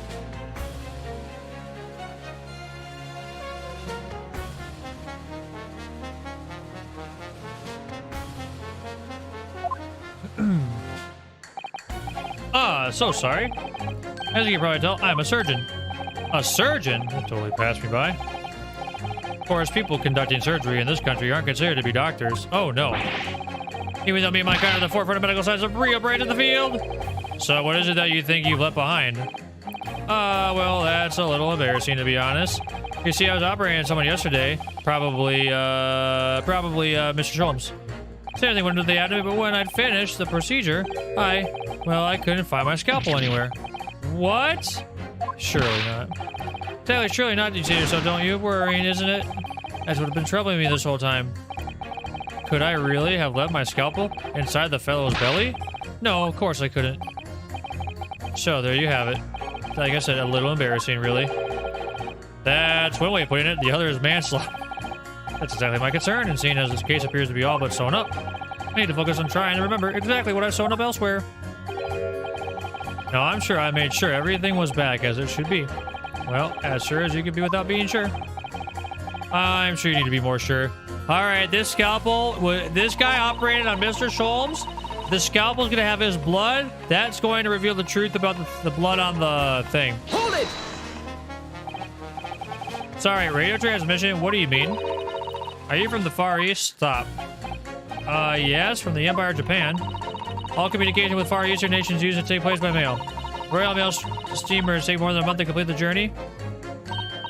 But now we have the electric telegram, so we can send messages using electrical signals. Thousands of miles of cable have been laid along the ocean beds. Wow, connecting the entire world. Thousands of miles of cable on the ocean bed? If my head hurts just thinking about it. You're well informed, young lady. The cables will soon be a thing of the past. Stop. And just when I was starting to catch up. Radio transmission to the future. Stop. Messages carrying over airways. Stop. Excitement growing. Stop. Atmosphere electric. Stop. Right. Trying to grow your fingers. Era of wireless telegraphy. Stop. Driving technology. Revolution. Stop. People say inventions like the stereoscope are the height of the technology. But utter piffle. I can't understand it. I really can't. They're just silly. Excuse me. Jury number 3. Don't interrupt when you're obviously fuming. What? Do you perhaps have something to say about jury number 5's last remark? As if I couldn't guess. Oh, you bet I do. Say that again. Go on. I dare you. Goodness, are you talking about talking to me? I think it just might be, yes. You think stereoscopes are just toys, do you, huh? Absolutely, I mean, really? A machine to view photographs in 3 dimensions? Why on earth would you not just use your eyes to look at the world around you? This is all 3-dimensional. What a great way to appease the man. No, I'm sorry. Stereoscopes are of no practical use at all. You just don't know! Pardon? I think you'll find that viewing a photograph through a stereoscope can unlock all sorts of possibilities. I'm obviously going to have to demonstrate. What sort of possibilities? Well, take a crime scene, for example. You had a pair of photographs from a crime scene that you could view through the stereoscope. It can reveal hidden clues about you never noticed before. What? Oh, now I guess so.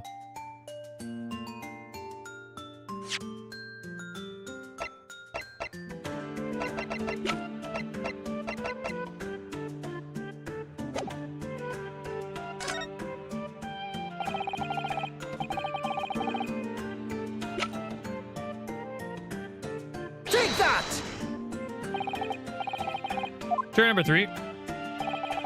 Are you saying you can do this with any 2 suitable photographic prints? Of course I can. Very well then, I'd like you to demonstrate. I'd be delighted to. Just give me one more print and I'll be amazed. Oh.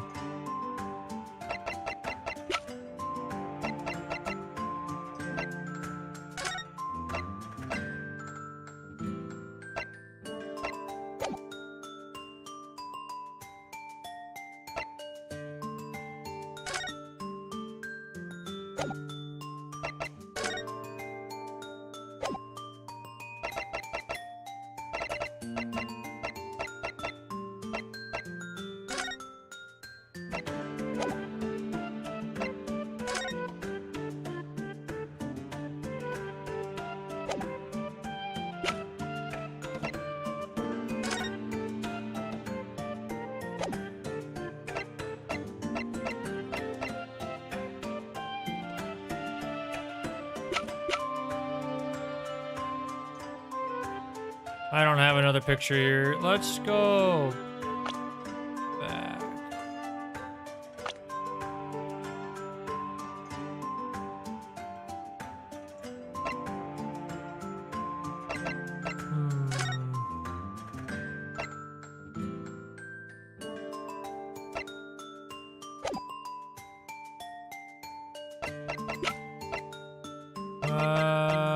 Take that! Wait, what do you mean, one more print? Oh dear, don't you have these in the Far East? Don't you know how a stereoscope works? Bruno, what? You need 2 photographs for a stereoscope, remember? You know, one for the left eye and one for the right eye. Yeah. Oh, yes, I remember now. But the print we have from the pawnbroker is just a normal photograph. No, I think you'll find that the clue is in the name. It's a stereoscope, not a monoscope. You always need 2 prints. Thanks for the friendly explanation. Well, if we obtain another print at some point later in the trial, we can always show it to this young man then. Ha! I think you'll find that know-it-all expression is really starting to annoy me. Let's get things back on track, shall we, Council?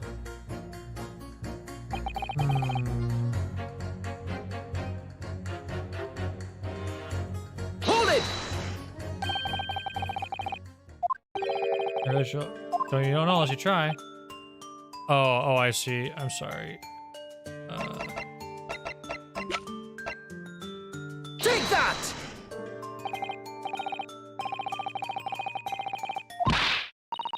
What? Oh dear, I think maybe I need to have a serious couple look at your brain sometime. What's that supposed to mean? Okay, we're gonna come back to this. We're gonna come back to this.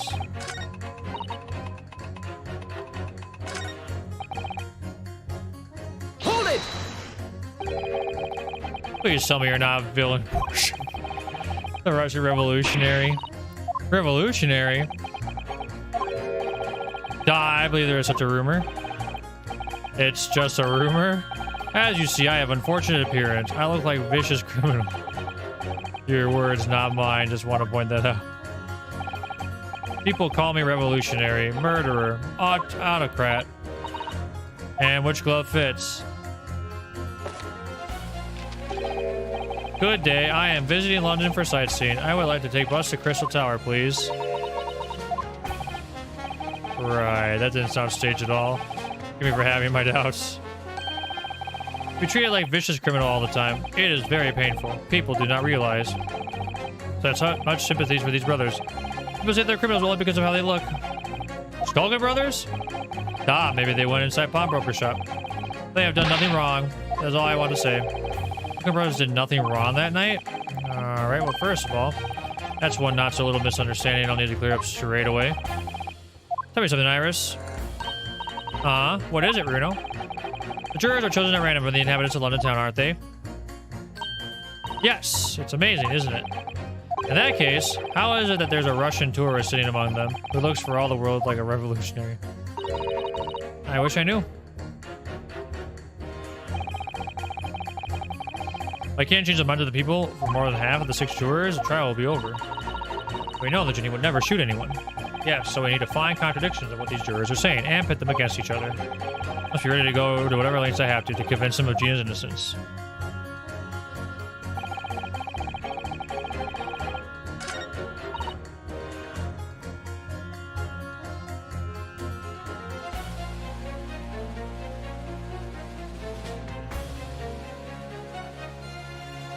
Aha.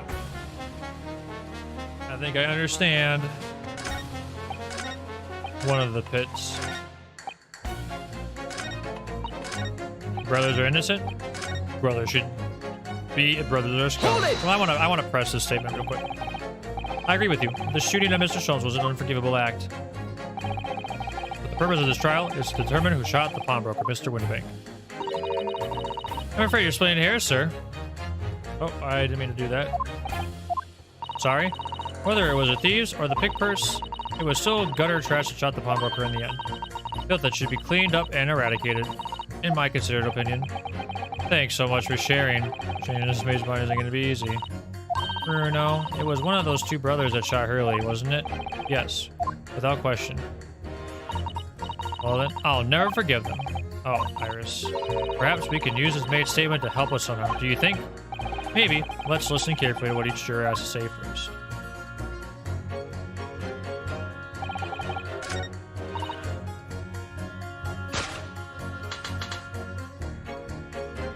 Brothers are innocent. Brothers are scum of the earth. Those 2 statements clearly contradict each other. Good lord. Counsel, explain yourself. Oh my statement contradictory? Contradict, C-O-N. Juror number 6, you've got the wrong end of the stick. I do not have stick. I have mouse. As juror number 2 said earlier, when the Skulkin brothers fled to the scene of the night in question, they fired a shot from their revolver. Yes, they shot poor Mr. Sholmes in the abdomen, I understand. Surely you're not going to tell the court now that you didn't hear. Abdomen. Sir? Sorry. My English is still learning. You are telling the court you didn't hear. Forgive me, I did not hear. Ugh. Ah, here is word. Abdomen. Part of person's body containing stomach and other vital organs. This is what you mean. You should say in plain English. Yeah, I am Russian, not native speaker. I thought it was a good idea to let this man be on a jury. So, you are telling me these brothers who look like criminals were lying. They said before, we never done nothing. But truth is, they shot detective. Da, this is double negative. Yes, that's right. Lying is wrong, especially when lies said by a person who looks like criminal. Coming from you, that seems surprisingly precious. This means when they said we never took nothing, maybe it was also a big fat lie. Is this true? Well, according to the police report, no stolen goods were found, so... Enough. I trust no one now. It's not the mouse's fault, though, sir. I must see with own eyes. I must investigate crime scene myself. I am afraid that won't be... Yes, it is, Bruno. Easily. Sorry. With the prints from Hurley's red-handed recorder. Ah! You compare the print, that picture, Ginny, and the next print from a half an hour later. You'll able to see straight away if anything was taken or not. Hooey, Mr. Prosecutor. Tut, calling on the prosecution in the middle of a summation examination of all times. Print showing the accused threatening the victim as she broke into the shop. Is this one? Following this, the victim and the accused moved into the storeroom. Meanwhile, the Skulker brothers entered the shop. Someone had heard the fatal gunshot ring out. Sadly, none of these events were captured on film.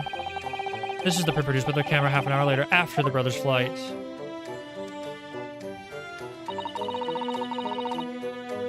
So this was taken after Hurley was shot, then, as far as I could tell. Nothing has been taken.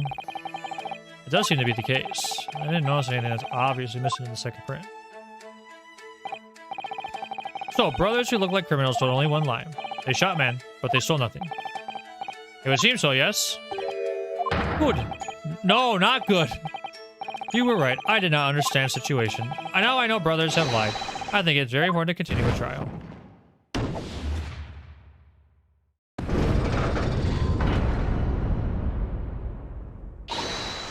Yay! Well done, Bruno. The balance is shifting. Well, it's a start, I suppose. There must be more on what these jurors are saying that I can use to expose the truth. If I can do that, it might just turn the situation to our favor still.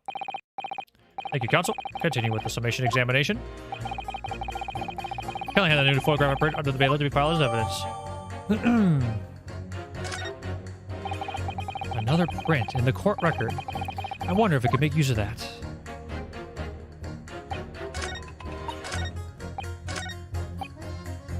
Hold it!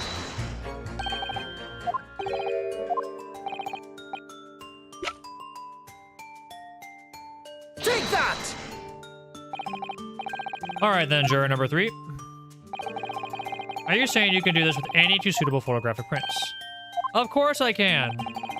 Very well, then. I'd like you to demonstrate. I'd be delighted to just give me one more print and I'll be amazed. Take that!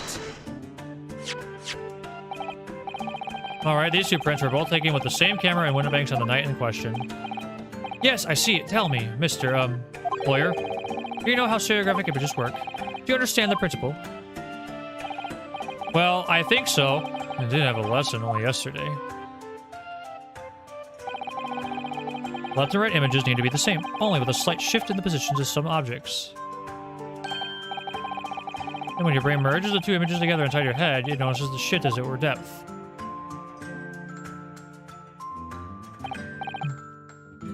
Yes, exactly. It's that small shift between certain objects in the 2 pictures that's really important.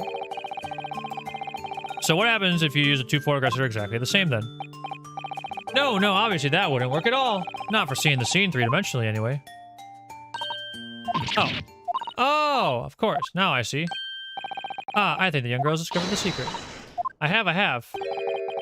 Can you undercross your eyes before you tell me? Have a look at these two pictures from Hurley's camera, Runo. Go on.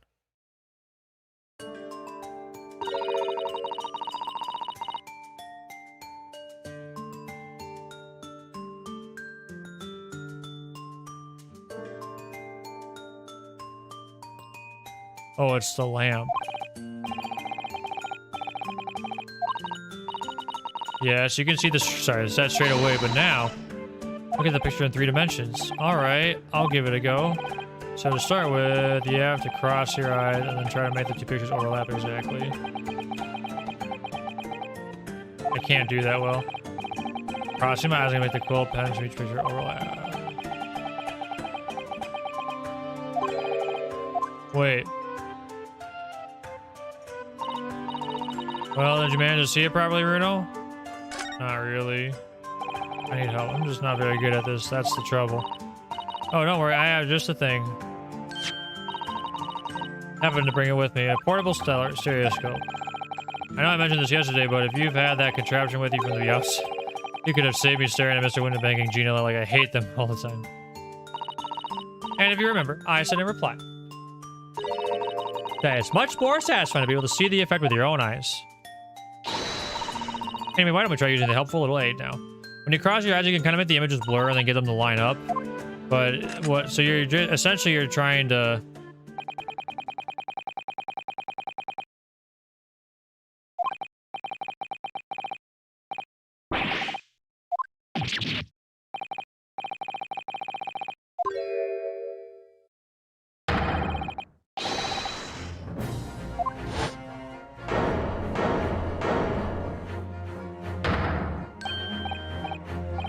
Yes, that's it, you see.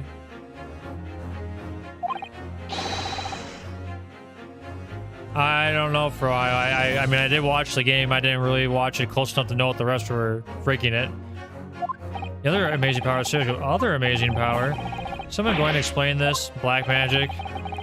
Why are the dudes and some of the things that jump out at you like that? I think you'll find that if you consider the basic principle of the stereoscope, you'll answer your own question. Basic principles of the stereoscope? As I said before, if you try to look at the 2 identical pictures using a stereoscope, it won't work at all. It's a slight shift in the positions of certain objects that lets you see pictures in 3-dimensionally. In other words, even though at first glance, it seems the objects... Oh yeah, you can see right here. I also noticed a broken lamp. These objects definitely moved. They must have been a slight shift in their positions. Yes, it must have been. The whole fire there, sir. Got a reasonable grasp of this whole cross-eyed business now, I'd say. Why the devil does this shift between the 2 prints exist in the first place? Well, what's the answer, fellow? Come on, you're the cross-eyed master. What? Me? Not even the first idea. You know, Runo, it's quite simple. It is? Just think it through step by step. The first photograph was taken at 1 a.m. Then, 30 minutes later, second photograph was taken. Position of some item that kind of appears to shifted slightly in the interim. So that means that sometime in the half-hour interval, someone must have tampered with the things on the counter. Zookers! Someone tampered? New information, stop. Not mentioned in testimony so far, stop. Yes, you've had to go around in circles a little here, it seems. I'm sorry to see what I should be aiming at in the summation examination now. Ladies and gentlemen, the question now is clear. We know the items on the countertop were moved, but by whom? Are you suggesting you might know? Of course. I can tell you right now who is responsible for the almost impressible shift.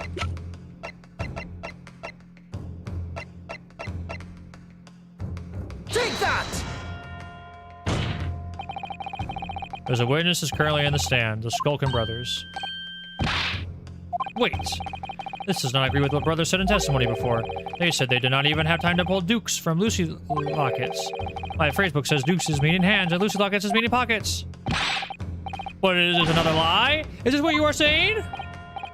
Yes, I'm afraid so. No, hold on there a minute. You can't be sure of that. I quite agree. The accused is common pocket purse after all. It's perfectly possible that she went through the things on the desk to see what she might steal. I think that's unlikely. And why exactly? As you can see from this photographic print, the defendant was pointing a gun at the victim.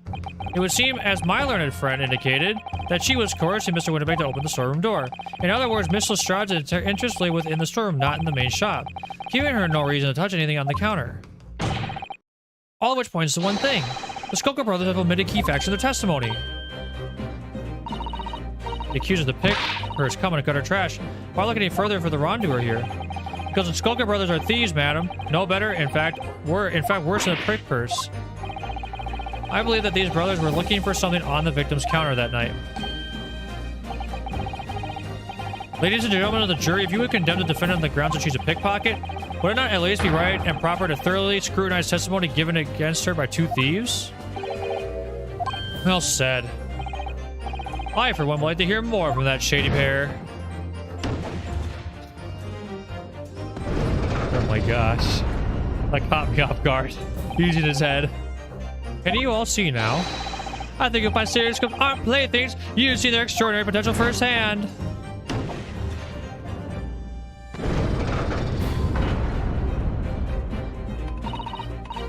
Wholeheartedly agree. Stop. Must purchase at the trial. Stop. We'll return via Regent Street. He's convinced.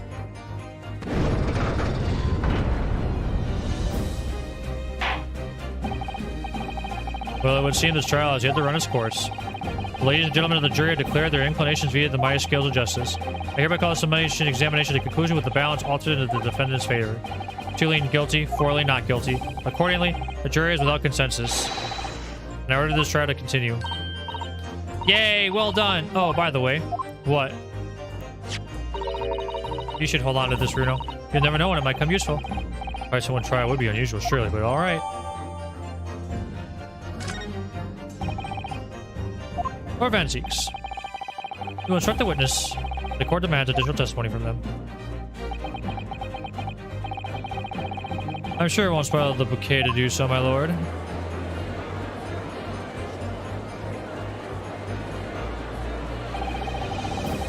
I've warned myself another chance to probe that pair about their activities in the night at least, and I won't stop probing them until I've proven that Gina is innocent.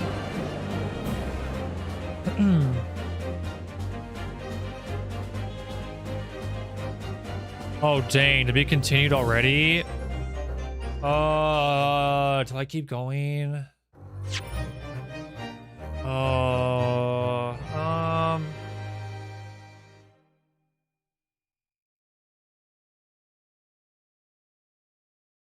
I feel like this trial is going to take a while.